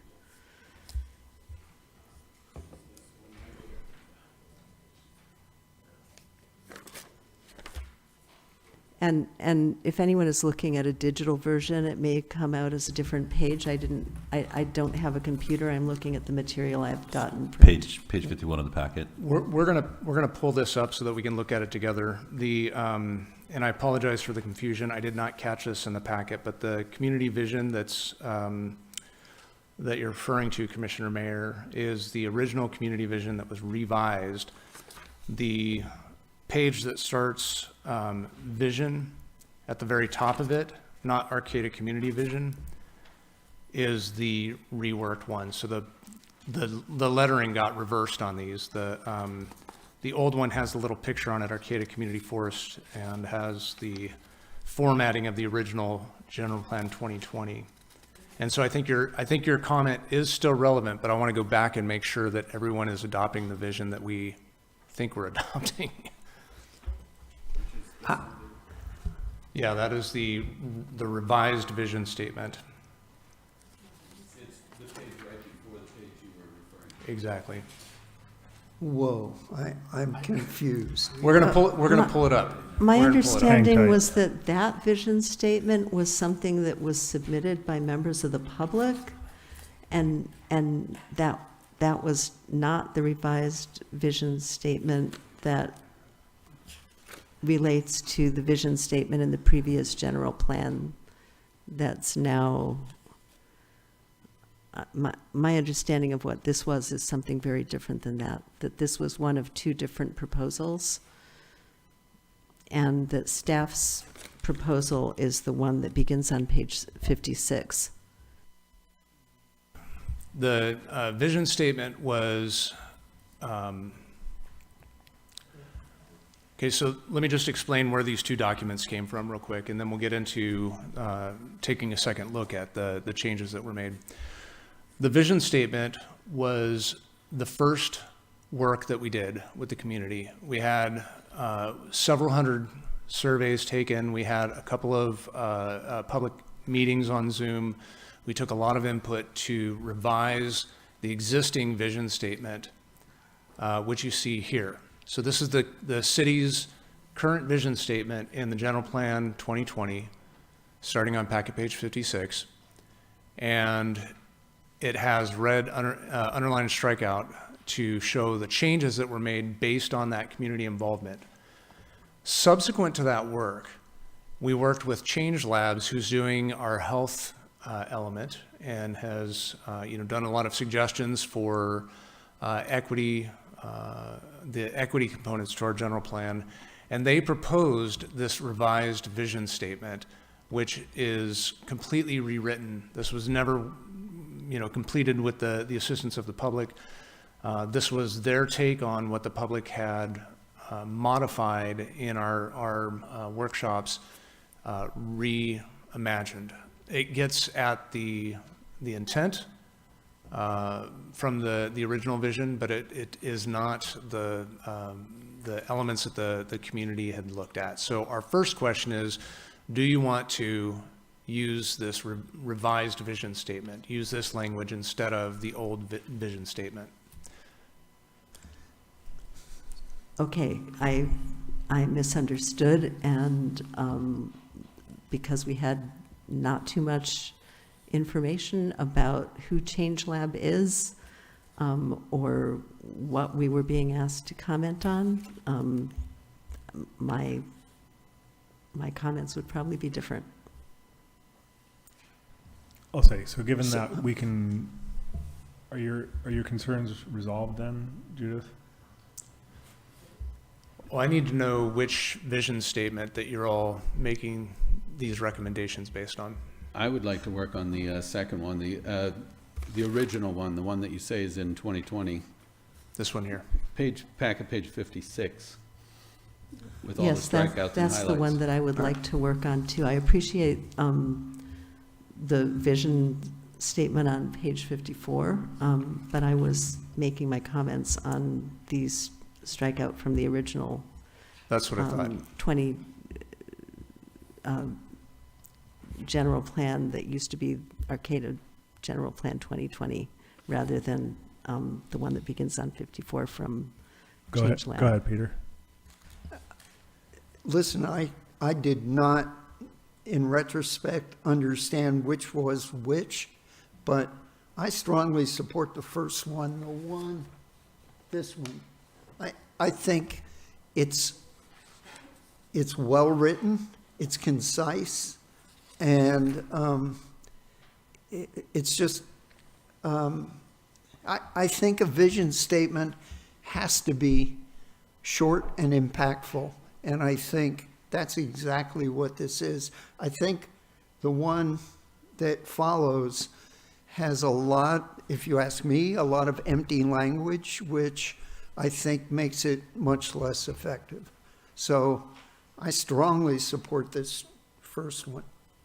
And that's what my comment is about. So evidently they were mixed up, but my comment is about this one. Okay, yeah, they got reordered in our system, so I apologize for that. So I think the first thing to clarify is if we have a majority of members who want to work on this vision statement or a majority of members that want to work on this vision statement. Or just take one or the other as is. That's what we're trying to decide. Does anyone objected to using this one that's up now, the Change Lab vision statement that's that's up before us now? Does anyone objected to adopting or discussing that version of the vision statement? No objections. So given that vision statement, then I suppose the question is, are there any concerns or edits to that vision statement, or are we comfortable adopting it as is? Does anyone have any specific changes they want to make to that? Peter? Yeah, the second comment came from me, and it is in both the equity and connection and community sections, we have a list of characteristics, race, social position, economic position, culture, background, or any other socially defined circumstance. And I'm asking a question, do we want to include a characteristic of religion in that list, which is conspicuously absent? I'm easy either way, but I just wanted to bring it up. Well, now I feel like we have two separate comments that we're trying to resolve simultaneously, which is not the plan. I do too, and maybe you can just take a negative poll real quick on the first one, which is to, does anyone object to deleting this first comment, "We're drawn to the plaza," which is referring to Appendix D2, I believe. Yeah, I suppose it's irrelevant if what we're going with is this attachment D vision statement. Is anyone opposed to removing that? Then we can just clear that question and move on to the question of language around religion in the other vision statement. Let's do it. Okay.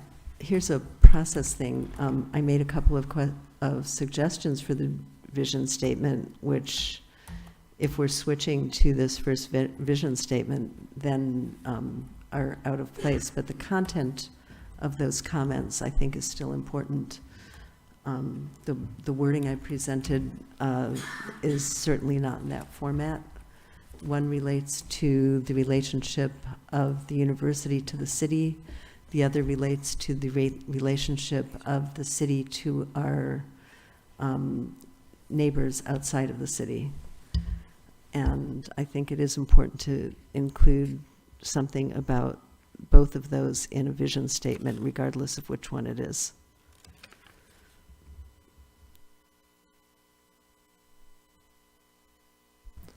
Anybody opposed to that? I think they're excellent statements. No opposed. Okay, so these two concepts here, do I have that correct? We share the benefits of Cal Poly, and add a statement, we work with neighbors. Correct. Okay. So I'm going to turn these ones red.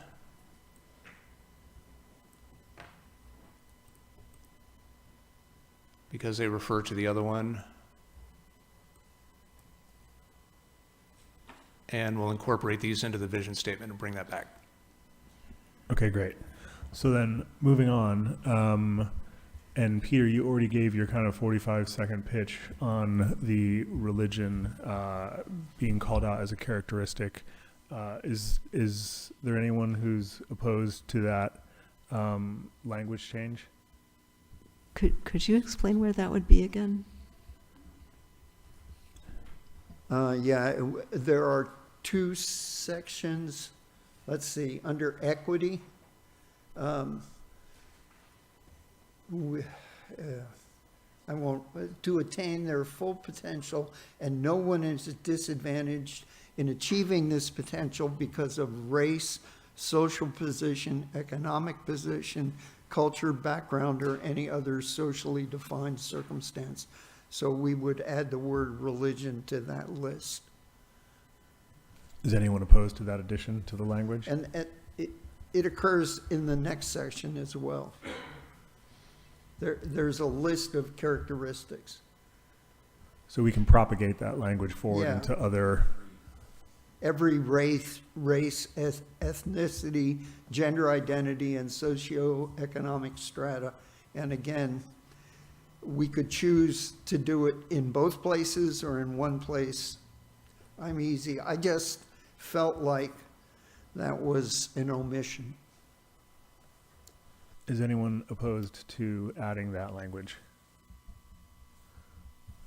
Seeing no opposed, then let's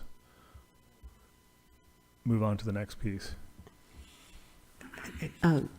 Because I was commenting on the other version of the language, I'm wondering if I could also suggest that for that third paragraph in the first vision statement, it does mention artistic expression at the end.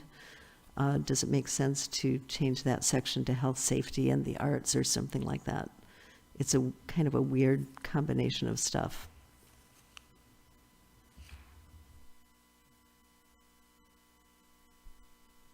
We can make it health, safety, and well-being, and then arts are sort of included within what makes a good human life. Sounds good.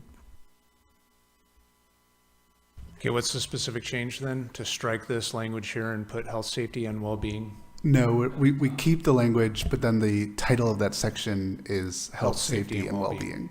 Okay. Is anyone opposed to making that change? No opposed.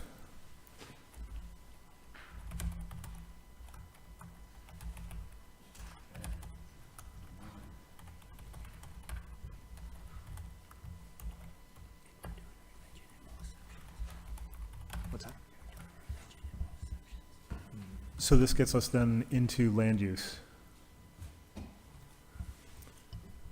Okay, and you want to keep rolling, or do you want to take a quick break? Keep rolling. Okay. I think we got a head of steam. We should keep rolling if everyone's okay.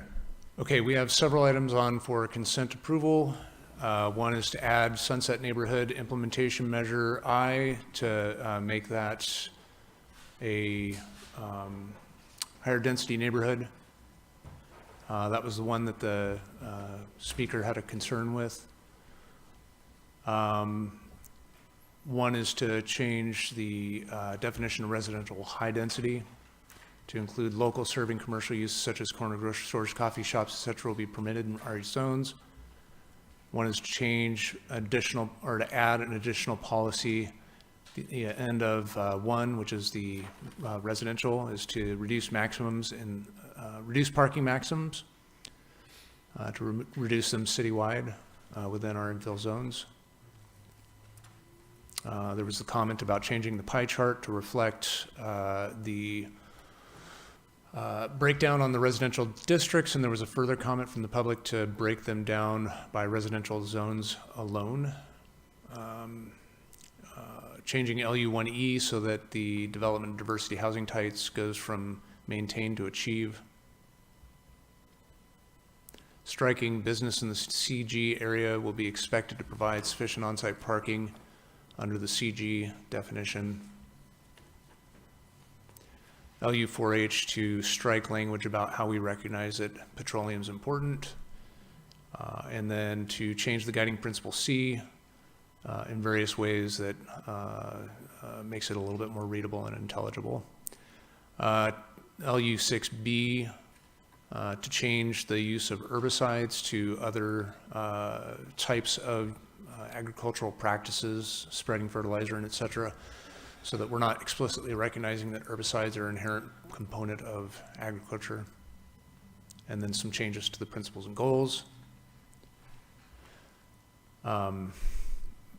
Some changes to the community centers, residential land uses, industrial land uses, and agricultural land uses. So these would all be considered as consent unless there's something that someone wants to remove from consent. Go ahead, Judith. Yeah, I'd like to remove items and here figuring out how they're designated. If you just reference the bullet numbers, so these are all listed 1 through 14. Okay. I think what I'm looking at is 1B1. It's on page 2 at the very top about neighborhood upzoning. And the second one is item number 3, LU-1X, reduced parking maximums.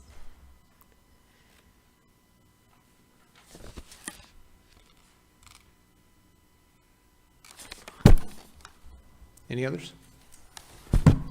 Do any other commissioners have items they want to pull off of this land use consent?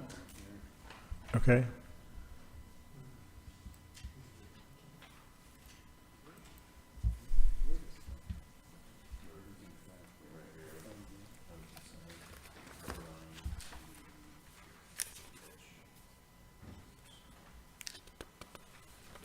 It's like 1 through 14, ending in commissioner pitch for amendment. Next time I will number these pages for you. This was done Sunday morning. I apologize. Yeah, so number 7, LU-4H. Petroleum processing Yeah. and extraction. I'd like to pull that and just discuss it a little bit.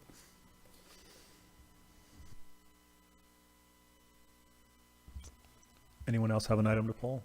Peter? I'm not suggesting pulling it, but in terms of parking, it's item 3. I made some. I'm sorry, Commissioner, item 3 is pulled already, so you have a chance to talk about that one. all Yeah, right. let's wait till we discuss that, Peter. Thank you.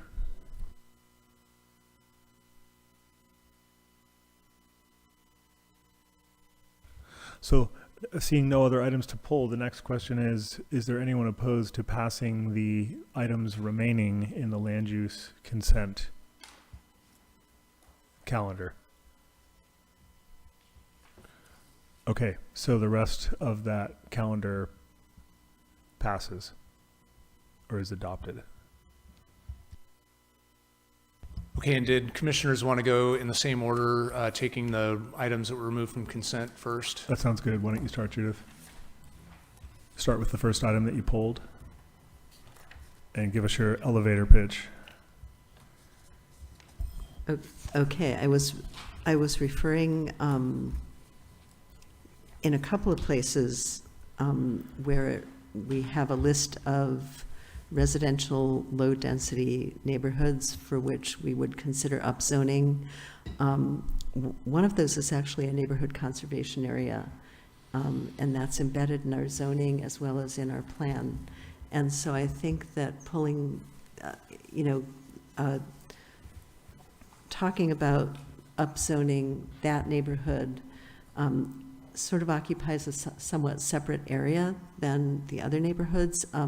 I would be willing to think of that as, consider means of upzoning Bayview as an implementation measure, but I'm not willing to lump it with the other neighborhoods and say that staff should start developing an upzoning plan for all of these together.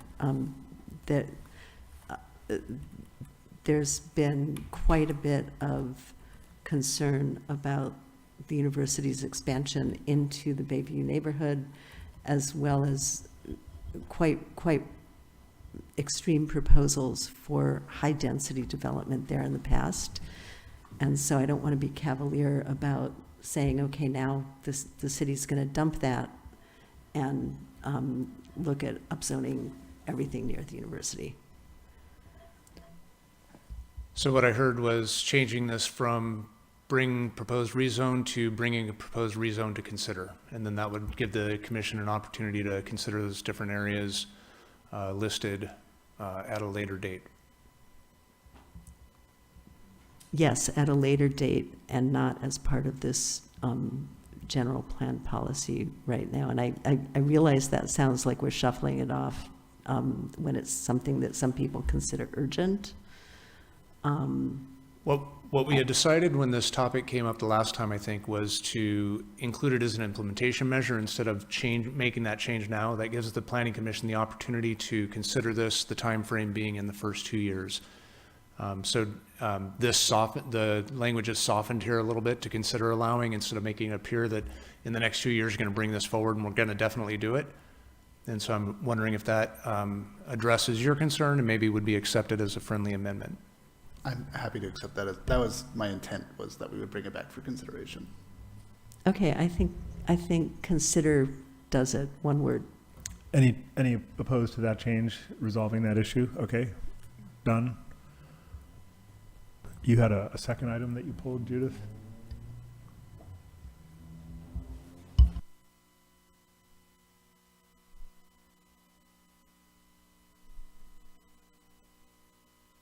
Yeah, it was number 3 about the parking. A proposal to say reduce parking maximums in most of the walkable areas. So right now we don't have parking maximums. And so I'm not sure what you're meaning when you say reduce parking maximums. I think we do have parking maximums. I checked the zoning. I don't think they do anything anywhere because they're so high that I don't think any developer has ever thought we needed that much parking. And so my thinking is we should reduce them so that they are having more of an effect on development. Oh, okay, those maximums, the ones that have disappeared from anyone's awareness. So are you saying to still have maximums, but at lesser levels?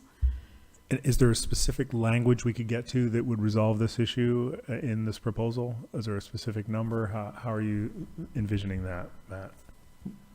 Well, okay, so my understanding was that these sort of goals could be more of a general direction to push ourselves in, right? And so particularly in the strategic infill redevelopment areas, I was hoping to sort of make it the policy to look at reducing, and I know it's reduce maximum is like a hard, I'm trying to lower the amount of allowed parking.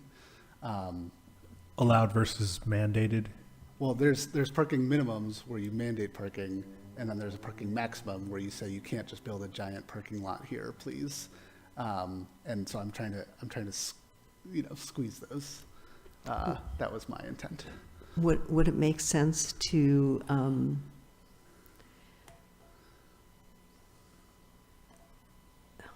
so there are quite a few walkable areas in the city that would be having new zoning, including in the gateway. And I'm wondering if it would make sense to simply have a policy that reads something like set parking maximums to promote walkability, and leave it at that until we get to the zoning.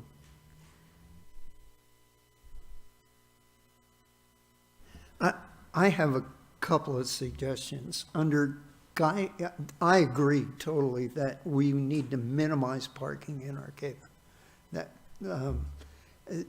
Let me point out, there are a lot of parking lots in Arcata that are often mostly empty. There's a lot of asphalt that is being used that could be used for much more reasonable purposes.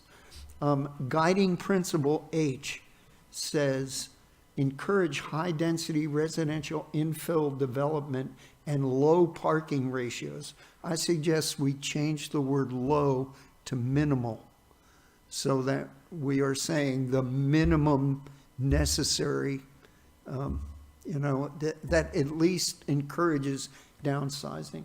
Then under LU3A, Commercial General, it says businesses in this area will be expected to provide sufficient on-site parking.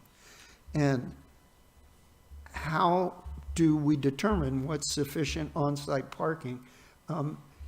Why don't we de-emphasize parking by changing the word sufficient to minimal? Again, provide minimal on-site parking instead of sufficient. Now, does that expand us out of the question in? I don't know. But I mean, we're talking about parking, and Well, if language around changing language to minimum parking will compress the gap between the mandated and the cap, and can be propagated somewhere else, wherever those issues come up. If we could find language that we all agree on, then that would seem to resolve the matter at hand and also address it where it comes up in other areas in this land use document. Are there projects that are trying to include more parking than we see necessary today? I mean, it seems like, Joe, or do you have any input on that? I mean, is this a topic? It's been a couple times it's come before the city, and oftentimes if it's through administrative design review, we just ask them not to show it. Don't show the parking, those spaces there, because they would require a minor use permit to exceed that maximum level. There was a project that came before the Planning Commission that staff brought forward, and it was determined that there wasn't really an issue with the parking in a residential low-density zoning district. It wasn't a commercial project or anything like that, but most often it is that type of use where it's often a business that is trying to operate. But it's pretty minimal where it occurs, but we do look at that closely. Is there anyone on the commission that objects to language that would reduce the maximum and shrink that gap down? Okay, so I think we're just looking for a specific language proposal. Well, I think I added what I heard Commissioner Mayer say, and I just wanted to make sure that I've conveyed this. I think it would be clearer if it said something like maximum allowable parking, or allowable parking, just something to make it clear that you're looking at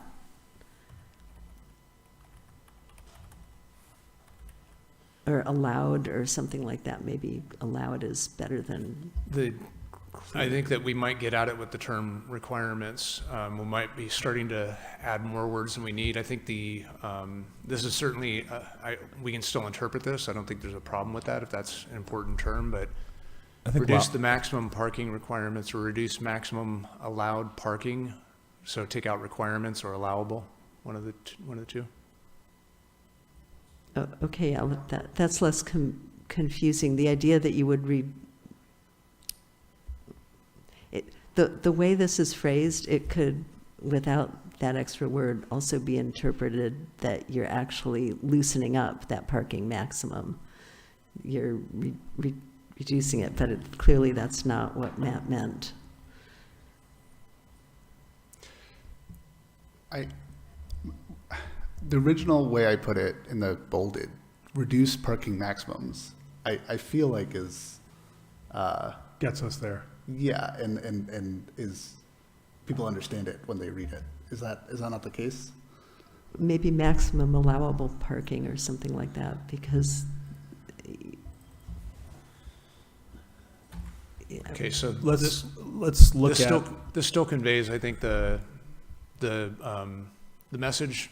I think I read it clearly, and if this is the general policy direction that the commission wants to go in terms of a recommendation, I think we might be able to finesse language, but this probably gets us through the topic at this point. I think so. I think we're verging on getting lost in semantics here. Is there anyone opposed to this language change?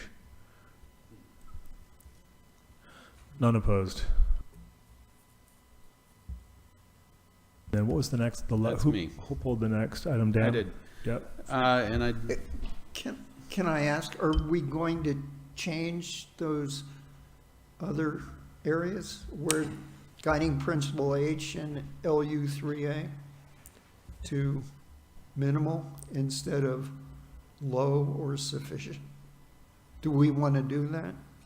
So I would suggest that we have the items that were submitted beforehand, and to maintain the framework, I would continue to work through the framework that you have established. I've certainly heard the suggestion to identify those areas. I think those are small changes we can make, but I wouldn't take time in the meeting right now to go over those. Yeah, let's keep rolling. Go ahead, Dan. Let's hear the. Okay, and I totally agree with the sentiments expressed here in LU4H. I would like Peter's input on this. This stricken red sentence at the beginning, the city of Arcata recognizes the national need for the responsible, and this is where I would adapt it, development and distribution of the country's energy resources. And I'm just feeling like, how could that be wrong? Arcata needs to pay attention. We have a big wind project proposed right off our shores here.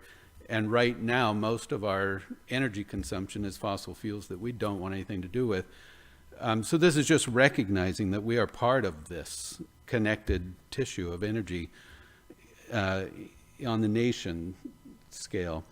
The rest of it, could read something like, the city also recognizes the potential adverse impacts such activities may have. Petroleum extraction is of particular concern on the North Coast. On our offshore, petroleum extraction will result in negative impacts on the climate, our coastal scenic resources, and threatens our sensitive land and marine environments. And then it can go straight back into the city, therefore, finds that in order to minimize adverse, et cetera. The rest of the paragraph as reads. I just kind of hate to drop that, we are part of the energy challenge. And we have some local exciting alternative energy that we need to discuss. Thanks, Dan. Go ahead, Matt. So this was my suggestion. I totally hear what you're saying, Dan. The words exploration, recovery, and processing to me just scream oil and not offshore wind. And so what I would suggest is if we want to keep that language, we change it to just be about energy generally, instead of having that specific language that talks about oil development. I dropped those too. Okay. In what I just read, those weren't included. Yes, I totally agree with that. Could you read that again? I'll try, yeah.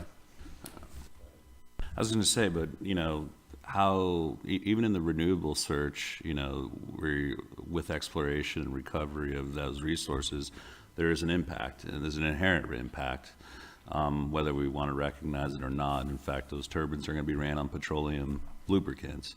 So I feel there's definitely a need for a recognition of,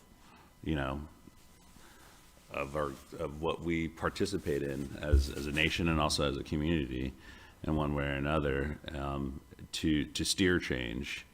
So I feel more in line with Dan in the way that he perceives it, and whether it's oil and gas or wind, there's still we're gonna have to. There's wildcats. There's still gonna be an exploratory component of it. There may be incidences. That's just part of that process, and part of that's why it's an EIR and not just a mitigated negative deck for a project of such. So there'll be impact on wildlife, there'll be an impact on whatever. So I think we still need to recognize, even in our new discoveries and how we proceed with our future, will have an impact. I think I get your gist. Can we hear Dan restate that, and then we can see? All right, I'll just read it the way I had edited it. The city of Arcata recognizes the national need for the responsible development and distribution of the country's energy resources. The city also recognizes the potential adverse impacts such activities may have. Petroleum extraction is of particular concern on the North Coast. On or offshore, petroleum extraction will result in negative impacts on the climate, our coastal scenic resources, and threatens our sensitive land and marine environments. Therefore, now we go back into the paragraph as it reads, therefore the city finds that in order to minimize, et cetera, So on and so forth. Go ahead, Judith.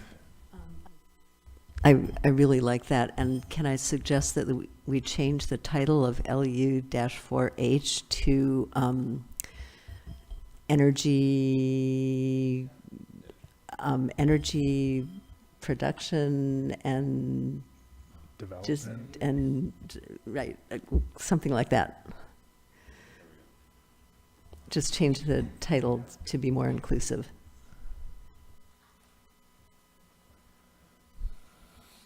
Go ahead, Peter. Dan, is your wording, I mean, is that written down? Because yeah, I have it written here, and if David didn't get it, we can catch up later on the exactness of it. I think a title of energy development and use would work. Okay, I'm sorry, Commissioner Mayer, energy production and use was your title? Peter, you said energy development. I'll go with yours. I was going to go with yours. Okay, don't fight. And that means we're going to have a really long title that includes it all. No.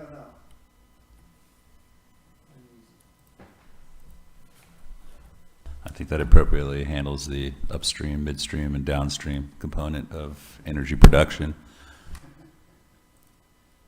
Okay, and then David, do you need the specific language that Dan suggested? Absolutely, yes. I definitely did not track that. So what I've got here is change the title from petroleum extraction processing to energy production and use, to not strike this first sentence. Well, it's a hybridized first sentence. I can give it to you. To strike this and then add Dan's language. Correct. Perhaps. I'll work with him later on this if we don't. Yeah, can we just, if everyone on the commission is comfortable with the language that Dan read a couple of times, can we just get that to you after the meeting, David, for editing? So I just want to make sure I've got this clear. So this is it. Strike this, add Dan's language, and then the rest of the sentence is okay. That's close enough. That's correct. Yeah, that looks right. Okay. Thank you, Dan. Any opposed? Okay.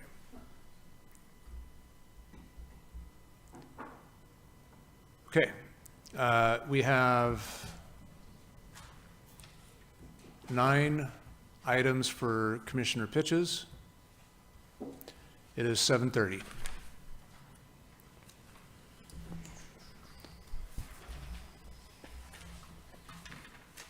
We're on to item number 1, proposed changing LU1C. Say that again, David, sorry. Yeah, I'm sorry.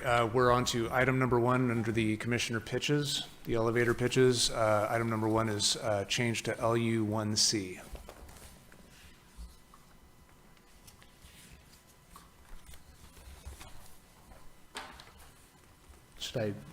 That looks like a Matt one to me. Yeah, no, it is. I'm just going to let the pitch speak for itself, and you can all tear it up.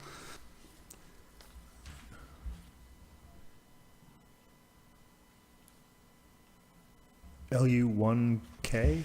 LU1C, it's up on the screen here. Prioritization of transit and active transportation. Reduce or eliminate minimum parking requirements citywide, period. Striking the language in areas where transit and active transportation is planned to support the transportation needs of the community, including neighborhoods where biking infrastructure, trails, complete streets, and transit is or is planned to be accessible.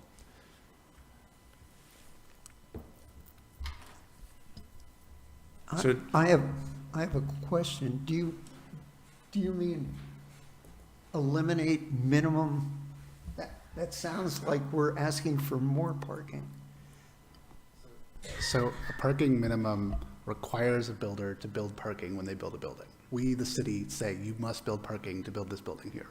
I'm saying that we reduce as an option still, I left it in there, or eliminate that requirement wherever possible in the city and not require the building of parking. Judith, you had a comment on this? Yeah, this was actually a question for staff. Under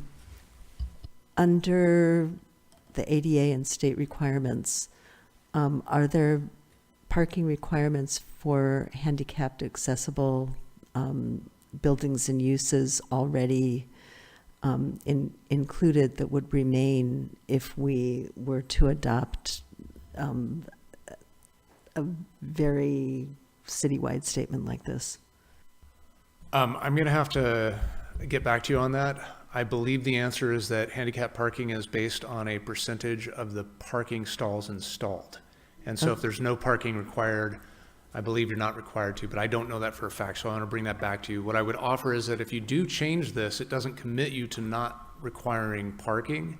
And then we're also discussing the potential of having enhanced ADA and accessible requirements above the building code. And so there's a couple of other ways that you can get at it if that's your primary concern. Okay, I think until we know what those other ways are, which would be in the circulation element, I'm not willing to go as far as this statement. Here's a suggestion. We could eliminate the word minimum. Just say, reduce or eliminate parking requirements citywide. That's way too vague. It's a broad policy statement that's already in our other policies. I mean, it's already pretty clear in the circulation element. Maybe this is a good one for the bike rack, as it looks like. You could do a bike rack, or you could do gradients of a agreement at this point. It's up to you. I would like to know just a little bit about minimum parking requirements as is. Like the Sorrel building, I understand 40 plus units, right? And 15 parking space, something like that? Yeah, so I can give you the super high level overview in 45 seconds or less. Somebody time me.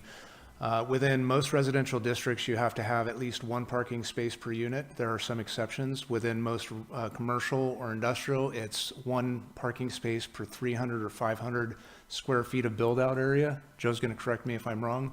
In the downtown, you're not required to provide any parking unless you have greater than 7 units. If you have greater than 7 units, it's 1/3 the number of units in spaces. And currently in the Gateway Area Plan, there's a proposal to reduce the parking requirements even lower. 29 seconds.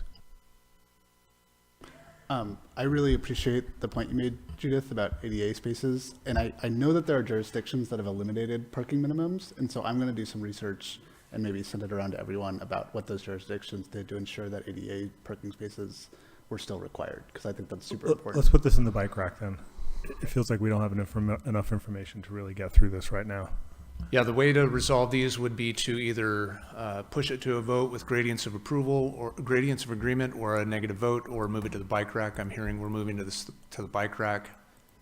I just feel like there's information we don't have unless Commissioner feels differently about that. I think Matt's going to do some research. Okay. It sounds like the city can weigh in. Okay, I'm going to make the bike rack gray. Great.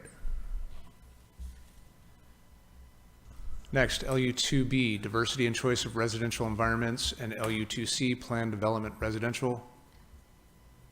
I believe this was maybe Commissioner Mayer. Do I have that right?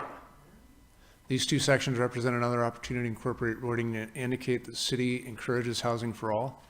Is this sounding familiar to anyone?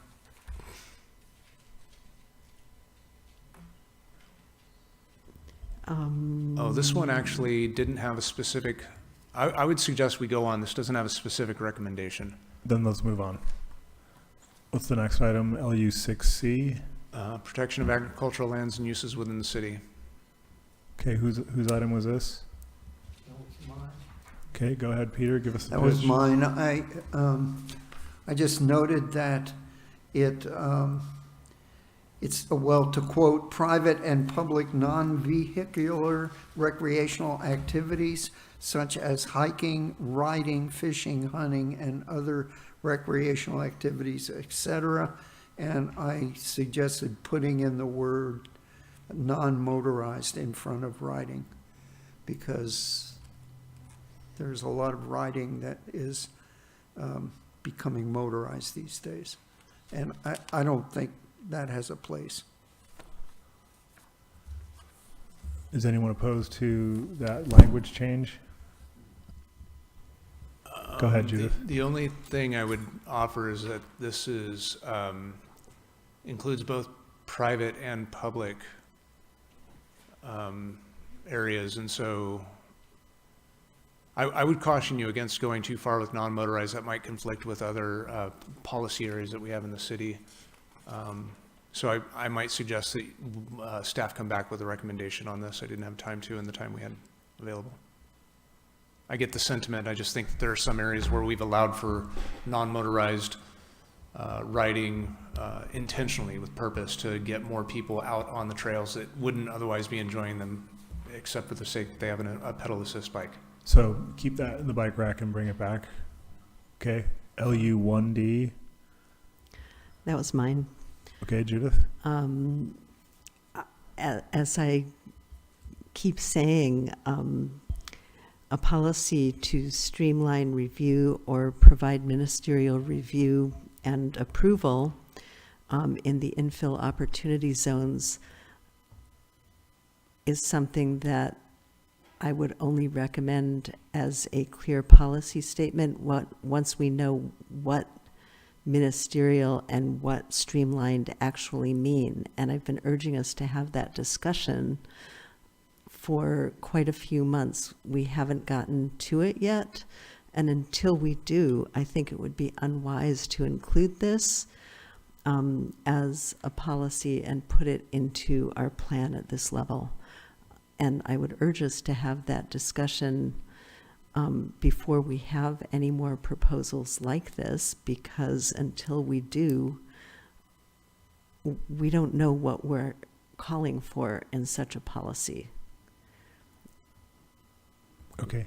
Thank you, Judith. Does anyone else have a question or comment about this item? I think it's good point.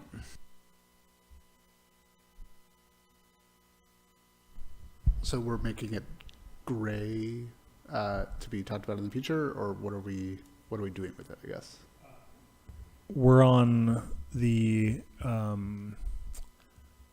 LU1D now. The previous items that we couldn't resolve have been turned gray and gone into the bike Right. rack. I was asking what the proposal was that we do with this item. Is bring it back in the future? My suggestion is that we have that discussion quickly, although we can't do it tonight within our time frame. I think this is too important to simply stick it in a bike rack, and that we actually spend some time on this policy, perhaps in our gateway as a model for other areas, but hash it out before we adopt the general plan.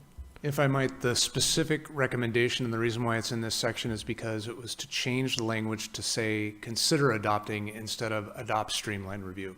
So currently the policy says adopt streamlined review, make it ministerial in these infill opportunity zones. That's our goal, to make sure that these zones have ministerial pathways. This would change it from to do that to consider doing that. So that's the specific change that's requested here. So. Okay, consider doing that, but I don't think this is something that we can ignore until we get around to our bike rack. But having it as I don't know how to resolve under the framework that you have. You either make a decision now, which would be to change the language to consider, or you would put this in the bike rack, have that discussion, and then come back to it. So those are your options. How does the commission feel about making the change to consider, which changes the impact of that statement? Is anyone opposed to that language change? No, I think it's a good goal. Okay. But If no one's opposed, then let's make the change to consider and maybe do one more, as it's 7:40 now. And I know we've got a meeting tomorrow night. Okay, LU1J, encourage Valley West growth.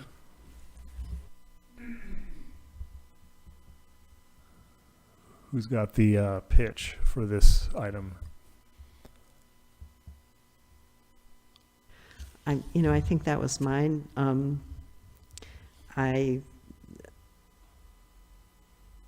Let's see.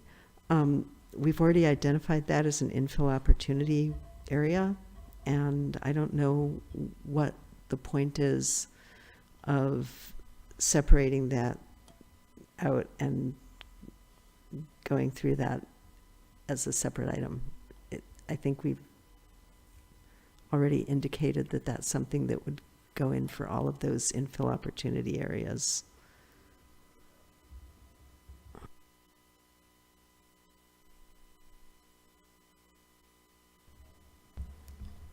Anyone on the commission opposed to that language? I would need to look this up and we'll do this real quick, but I think each of the areas where there's an infill opportunity zone, this kind of language is in there.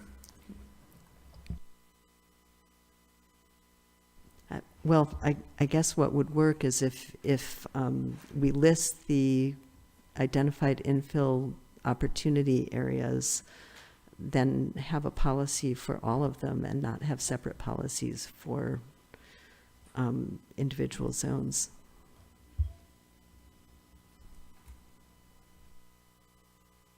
Sort of citywide. For the isn't there 4 opportunity zones? Aren't there? Yeah, it wouldn't be Yeah. citywide, it would be for, and that's the point of these opportunity zones, it seems, in staff's mind. And so one policy, I think, would suffice for all of them unless we really want to treat each of them in a unique way. I want to take back a little bit the statement I just made. I'm not seeing the same. I'm not seeing the same policies for each of the infill opportunity zones, and I'm just looking at it quickly. But I do know that part of our objective here was to really shine a light on the Valley West area, which historically hasn't received as much attention as some of the other areas. And so we do have LU1B that is promotion of infill development and designated infill opportunity zones. It talks a little bit about it in that policy. Streamlined reviews and standards in infill opportunity zones is LU1D, which we just discussed. I think my concern was about the streamlining rather than its identification as an opportunity zone. Yeah, and then LU1J was to encourage Valley West growth as a major community center for North Arcata, so to try and emphasize the Valley West. So the question, I guess, is whether you want to remove the comment and content around having high density residential use in the Valley West. If you did want to do that, you'd probably want to take a second look at the land use map, which is intended to densify commercial areas, industrial areas in the Valley West. So it's kind of a major policy change. Yeah, and my concern is about making such a change with streamlined approval, which... Can I suggest we do the same thing we did with the other one and put some language about consider streamlined approval for high density development? That's what got us through it. It's the same concern about, we don't know what streamlined approval is, so yeah, if it worked before, it should work again, right? Yeah, is that... We will revisit. Can we put consider in? You absolutely can. And, you know, I guess my caution to you is putting, you know, policies that say consider doing this when you've actively been pursuing streamlining, you know, starting with the housing element, you're starting to kind of, you know, loop back on it. So I might suggest that you, before making that decision, you might want to put these into the parking lot, have a longer discussion about them, and decide definitively whether you want to say, yes, we are going to streamline these areas, or no, we're going to study this at a later date, and when this comes up, we'll have this discussion all over again. So it kind of gives you the policy underpinnings to do the kind of work that we're proposing in the Gateway area. in some of these other infill opportunity zones, as we've been discussing for the last 5 years. I guess one of the confusions that I layer onto this is that we have the form-based code in the gateway area and not in these other areas, and so I get confused about what streamlining means in those other areas. So if we could at least update what that means to you, to staff, what the process would look like, I think that's roughly what we've been talking about in the infill opportunity zones is to come back around with another set of form-based codes, or more objective design standards. Some of them lend, the gateway it lends itself to complete revitalization, redevelopment in a lot of the land uses. Some of the others, the Valley West, for example, I think there's a lot of area for growth out there, but not as much, areas that could be considered, blighted. There are some areas that may be considered blighted, but there's, a lot of opportunity there. And so really the streamlining may look slightly different in each of these different areas, but this is in recognition of the state's, laws that have, that are basically driving us towards ministerial review of these properties. So streamlining in general is to try and form up in each of these different zones some level of infill development that is ministerially approved, and for other areas where maybe there's not ministerial approval, where there's still discretion, that's based on some objective standards. Can I make a suggestion then for this policy and for all of the infill zones is something like develop objective standards for to enhance streamlining. Well, I wouldn't even mention the word streamlining here. I would say develop objective standards for review and approval of high-density residential use in the whichever areas we're talking about it, because it appears that unless we have those objective standards, we're not going to look at streamlining unless the state forces us to. And so I don't think that we need to preempt or second guess the beefed up state streamlining policies, which are going to probably hit us before we even adopt this plan. So, let me just say that the word streamlining it connotes an intent and a meaning that we're trying to make the approval process easier and less bureaucratic. So it does send a message.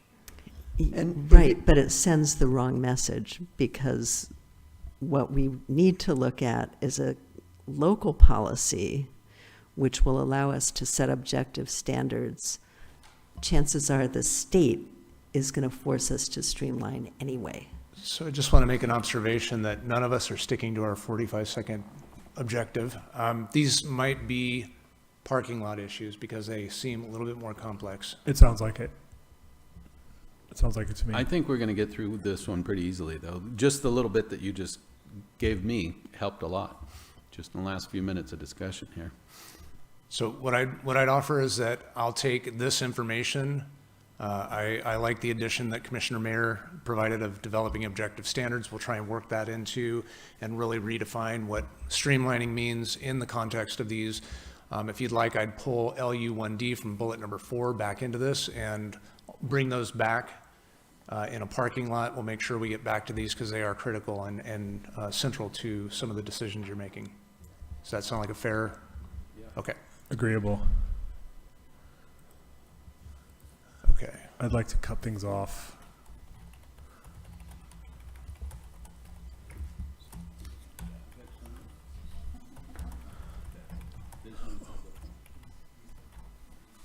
But we were going to finish land use at 7:30. Okay. So the balance of these, then our parking lot issues will be moving forward with our remaining topics. in the next meeting as we move forward. I think we've done good work. I feel like we started going faster through these policies, started getting a groove. I think the conversation started devolving a little bit as it's getting later, and we're slowing down, I think, proving the point. And so we'll structure these so that we're bringing these back when we get to those bike rack issues. And I would appreciate feedback and suggestions that you may have if you want to provide them now quickly, so that everyone can hear them, and then otherwise send them to me in email, and we'll try and firm up the process and do better next time. Go ahead, Judith. There were still a number of issues here that I don't know should be parking lot issues. They included the issues about the well, we're gonna pick this back up after the sea level rise. So the intent, okay, I just want to be real clear. The framework says that we complete our review of whatever is on that agenda. So for right now, we've got land use and vision for tonight's. The next meeting you'll be picking up, I believe it's circulation and mobility. And so the idea is that you are, actually, let me double check the schedule for that. I don't think those are the topics now that I'm thinking about it. But the objective is, or the idea is that you complete that topic on the night that it's scheduled. Anything that you don't cover in that night goes into the bike rack. We move on to the next topic and move on to the next topic and move on to the next topic. When we get done going through all of the topics once, we then go back and start picking up the bike rack items. And so it's going to be important for you to think about which of these bike rack items is most important to me as a commissioner, what's most important to us as a community. What do we need to talk about when we get to that bike rack? We want to start with those policies first. So the intent, the way that the framework is written, is not that you will start your next meeting with land use. You've covered land use, you've gotten as far as you can possibly get. When you get to July, your first meeting in July, however much you've covered, the council has said, we want you to make a recommendation. However much you've covered, your recommendation is going to be, these are the policies, these are the components of these documents that we've gotten to and made a recommendation on. Here are the changes that we've made. There's this whole body of work that we have not yet looked at. We haven't made a recommendation on this, but this is our recommendation going forward, that you consider these. The city council has made it clear they want to start weighing in on this policy document, the work that we're doing here. They want to see a recommendation. They want to be able to provide some direction and feedback. This is the way, and I understand many people have said, look, there's no way you're going to accomplish all of this. I still honestly have hope. We started out working through process, and it was very clunky, and we had to figure out what it was that we were doing. I feel like we're starting to get a rhythm and starting to get a flow, and if we can keep to that rhythm and flow, remind each other, not feel abashed to, interrupt someone and say, I'm sorry, I get what you're saying, we need to move on, or, you've taken your time, let's move on. If we can keep reminding ourselves of those, I think we're going to hit a rhythm. We're going to get to the policies that we can get through quickly, and that'll save time when we get to the bike rack. We may have more than just the June meetings to get into those bike rack items if we can get these things running. Would we have the choice? I assume we would have the choice at some point to schedule a special meeting because we really want to get back to just bike rack issues? Like it's just a bike rack night? Absolutely. Yeah, we talked about that. I agree 100%. I mean, if we take the rest of this up in June, we're not going to remember what we said. We're not going to remember what the discussion was about. It seems slightly nuts to me to not have enough time to get through everything, even expeditiously. And we've proved tonight that even expeditiously, we have a lot of stuff to do. So just really quickly, in regards of an outward-facing component, and I guess also, an outward-facing component, documenting what is in the bike rack, what is in the parking lot, how is that going to be presented. All of the bike rack items would come back to you either in June at the 2 meetings that you have scheduled for them, or at special meetings if you choose to schedule them. Can staff start developing like a spreadsheet or something like that? That's like kind of a working doc. Yeah, but you know what I mean? That, so we can be revisiting it and seeing it populated in real time as we start moving forward and seeing how far we're falling behind and how much stuff we're going to see come June, or when do we, or like we have so much crap on in our bike rack or in our parking lot, we need a special meeting, because now we have 150 topics that, you know, that is just being set aside to discuss later on. Yeah. Because we got 6 pages of stuff right there. Yeah, and we got through 4.5. And half of those go, and that 4th page go into the bike rack already. Yeah, it'd be nice to have a qualifier, you know, so then we know, like, hey, we're in the danger zone. And when you start, you know, thinking about special meetings. I can build a table into your staff report that updates you on how many numbers of policies there are. Not all policies are obviously going to have the same, you know, level of detail that you have to get into them, and so. But certainly we'll do that. And then when we get to this last piece here, the last section is, you know, these items for discussion. At this point, there's really no recommendation, which is why they didn't make it into the other section. So this is really just starting from scratch, a conversation. What I would encourage you to do, if you've made one of these and it's sitting in this list, items for discussion, formulate a recommended proposal for change before we come back to the bike rack so that we can use our time efficiently. Go ahead, Judith. Yeah, there are a number of things that I probably could have recommended a proposal for, but it did seem that actually discussing it rather than simply coming forward with recommended language would make a lot more sense. It doesn't mean they're any less important. We never got to talk about the agricultural resource section at all, and we have not addressed the areas that have been proposed for zoning changes, which I think is the thing that will rile up the public most and most specifically. I don't think those are things we can park, whether it be in a bike rack or a parking lot, and expect to go away. It appears that if you want a recommendation on anything without addressing those specifics, what we're doing is kicking it down to the city council, who will probably not want to take up the minutia of those policies. So it does not make sense to me to go on to the circulation element before we have finished discussing things that reasonably need to be discussed in the land use element. So your options are to modify the framework and make it so that you finish one element at a time, meaning that you may not get to some elements at all. You could schedule special meetings and cover the material using more time in the time that you have, adding more meetings. Or you could prioritize the policies differently when you get into the meeting and say, I'd like to have these items at the top. When the framework right now, as it's currently written, says that when you submit your comments to me, when you submit your recommendations for change, they will be prioritized according to that framework. That's how they were prioritized on this list today. And so if you want to change the way that you prioritize those, then that's up to the commission to do. Recall, it took us about 2 hours to get through that framework.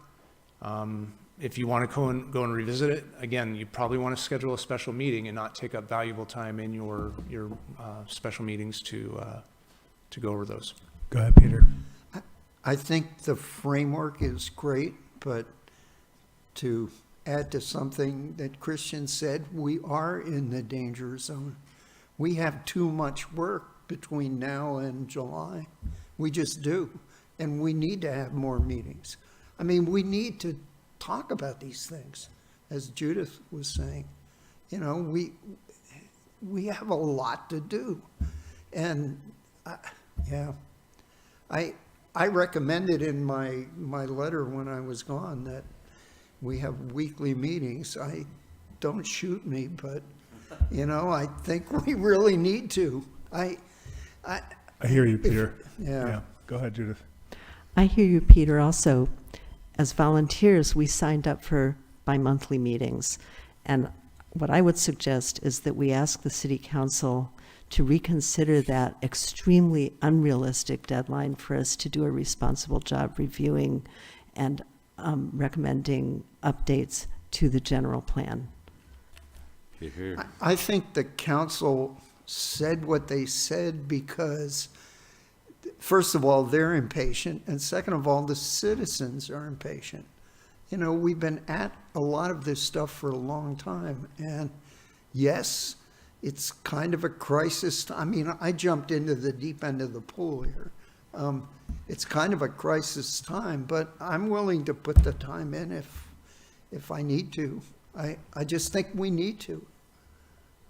It'll be interesting to see when we hit the ground running at our next meeting on circulation, if we can actually get through it that night and feel like, oh, okay, we can do this. I mean, I think we made progress tonight, and we're much more efficient in our discussions than we have been at times. And I think inevitably we're going to have items that we don't get to in one specific element, like land use this evening. I think that's just going to happen. I think that was why the bike rack sort of got established. I think we all realize there's going to be stuff in the bike rack. The question is sort of how do we deal with it? I'm open, certainly in addition to the meetings we have scheduled for the bike rack, scheduling more meetings to deal with those items. But I'm hesitant to rebuild this framework after just trying it for one sort of meeting. I think there's other ways we could address the backlog, and we'll see where we get. Go ahead, Matt. I had suggested at our last meeting that the bike rack be sort of agendized for every meeting. And so if by some miracle we finish an element quickly, we could just start talking about the bike rack in like the last hour of the meeting and hopefully chip away at things in the bike rack as we go and not save it all for a final two meetings. And I highly recommend we do that. The way that the agenda item, the agenda topic is listed, it's all encompassing. You'll have areas that have new material that you're focusing on that will be attached in that. This is going to be a running list. And so you'll have it available to you at any time. If you get to a point in that meeting and you've completed what all the new items are for that particular agenda item, you can certainly go to the bike rack at that point. So it's something we don't have to make special preparations for. We can jump into at any point. If we get through an element, we can pull up bike rack items. That'll be the idea. Yeah, I'll say one more time. I think we need to finish the thing that is in our forebrain first before we go on to the next thing. I realize that's not what the schedule says, but if we need an extra meeting to do that, I think it's important that we do that. I think if we consider this 2 months from now, it'll be much less efficient and we will not do as good a job. Well, I hear what you're saying, but that's a departure from the sort of framework we agreed on. So that means maybe reassessing there. And I don't want to put that onto the next meeting and sort of get further back in redoing an approach. So whether it's a special meeting for dealing with items that we couldn't get to, or a special meeting to rethink how we're dealing with items that we're not getting to, one way or another, it kind of leads to the same thing, which is extra meetings. Or we have a 1 hour meeting next week where we finish this. Right. Judith? Or we go a little bit later this evening and finish it, or we ask the city council to reconsider their unrealistic deadline so that we can actually finish the work that we're here to do. I want to see how we do when we hit the ground running on a new topic with 3 hours in front of us next time. Yeah, we've only tried this. This is our first meeting trying this. I'd like to give it a little more of a run before we, decide to come back to the city council. But I'm open to the fact that we may need, special meetings one way or another to address what we're trying to do. Go ahead, Christian. I was gonna say, we probably should give it a shot one more time and see how successful it is. And every section is not gonna be as difficult as the other section. Land use is huge, planning commission, planning, land use.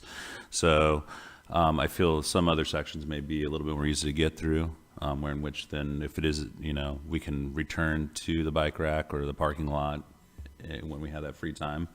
That might be appropriate, and then we reassess. I say we give ourselves a timeline and reassessing, like maybe 1 or 2 more meetings, and if it's not functioning the way that we expect it, I feel it's prudent that we go back to the council and discuss our issues and tell them that they're unrealistic. Judith? Many people believe that the land use and circulation elements are actually the most important elements of a general plan. We've been pushing off work on the land use section for months, and now we're giving it short shrift. I believe that we need to give appropriate attention, especially to these 2 elements, because they are so central, and that it does not make sense for us to put aside the land use section, forget what we were working on, and then come back to it later. I'll also simply mention that I will be gone for the month of June. So for better or worse, nobody gets to hear my comments about the bike rack or parking lot or whatever it's called during that month. I know some of you may be very grateful for that. But nevertheless, I can't imagine that any of us is going to really remember what we wanted to say about something that came up in May sometime at the end of June. Might offer that I'm starting to hear the comments, additional comments to, or, positions, additional comments to support positions, and you may want to, you've got 2 proposals on the table. You might want to use a framework to resolve them. One is to give the framework a little bit of time and see how the next couple of meetings go. The other is to provide a recommendation to the city council that the timeline is unrealistic and you need more time. And then I think the third I heard was to have additional meetings scheduled, maybe one as early as next week. And so I would run through those quickly to see, maybe a radiance of agreement, because I think you've already got a diversity of opinions. You're not going to get full support, and that you all respect the ground rules that you'd adopted, including being willing to accept the majority position and move on. So given that, let's use our gradients of agreement. And how does everyone feel, or is anyone opposed to continuing to give this at least one more shot next meeting where we can hit the ground running on the next element? Is anyone opposed to that?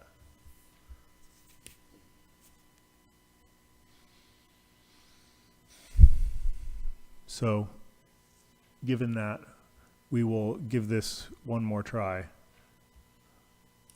And then additional meetings? Sorry, additional meetings, do you want to discuss that even as an option to see how people feel? I mean, I'm open. I think we are all agreeing that we're going to have to do special meetings at a certain point. I think my preference would be to at least try this once more and see how far we get, see if we can get done the next element, and then come back into some of this stuff before too much time goes on. And if we need to schedule, more meetings, then we can do that.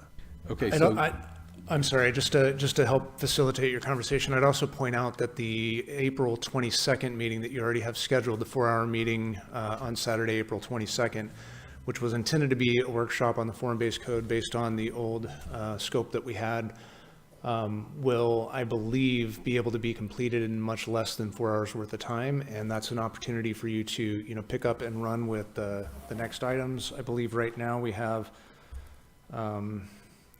they're not on, I'm sorry, this schedule is outdated, but I believe we have room within that April 22nd to come back to the bike rack. Commissioner Mayor will be here at that time, so you can pick up prioritized land use element. Go ahead, Judith.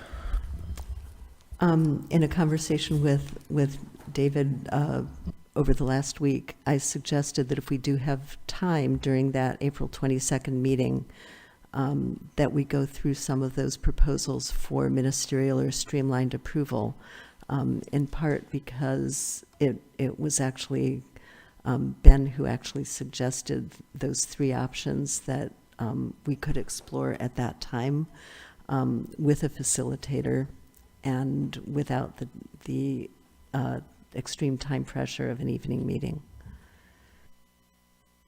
Matt? That to me is the most important bike on the bike rack, and so I highly recommend that we do that at that meeting as a first thing on the bike rack. So we've got some time to try at that 22nd meeting. We're all going to give this one more shot, so let's come prepared to do that next time and see what we can do. I just want to make a light pitch. Our next meeting's April 11th, correct? I like the Tuesday pattern. Throwing in a Monday is a little random, and so I'm just throwing out to the group that if we need to start thinking extra meetings, I'd rather do Tuesdays in between other meetings than some other weird day. So like the 18th, we have the 11th and the 25th of April already scheduled. If we at least in pencil Keep thought, with the Tuesday schedule. Yeah, I as like the opposed to Tuesdays. Back-to-back nights. There are conflicting meetings on some Tuesdays, but I'll work that out and get back to you. And we'll see if we can have those other conflicting meetings go to other rooms if we need to.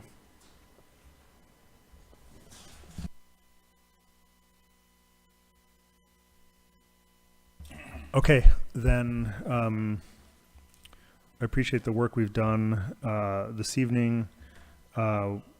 Remaining items from this evening's meeting will be placed in the bike rack. We'll get to them as time allows with existing meetings or regular or additionally scheduled meetings. We will move to correspondence and communications. Do we have any correspondence from Planning Commission members?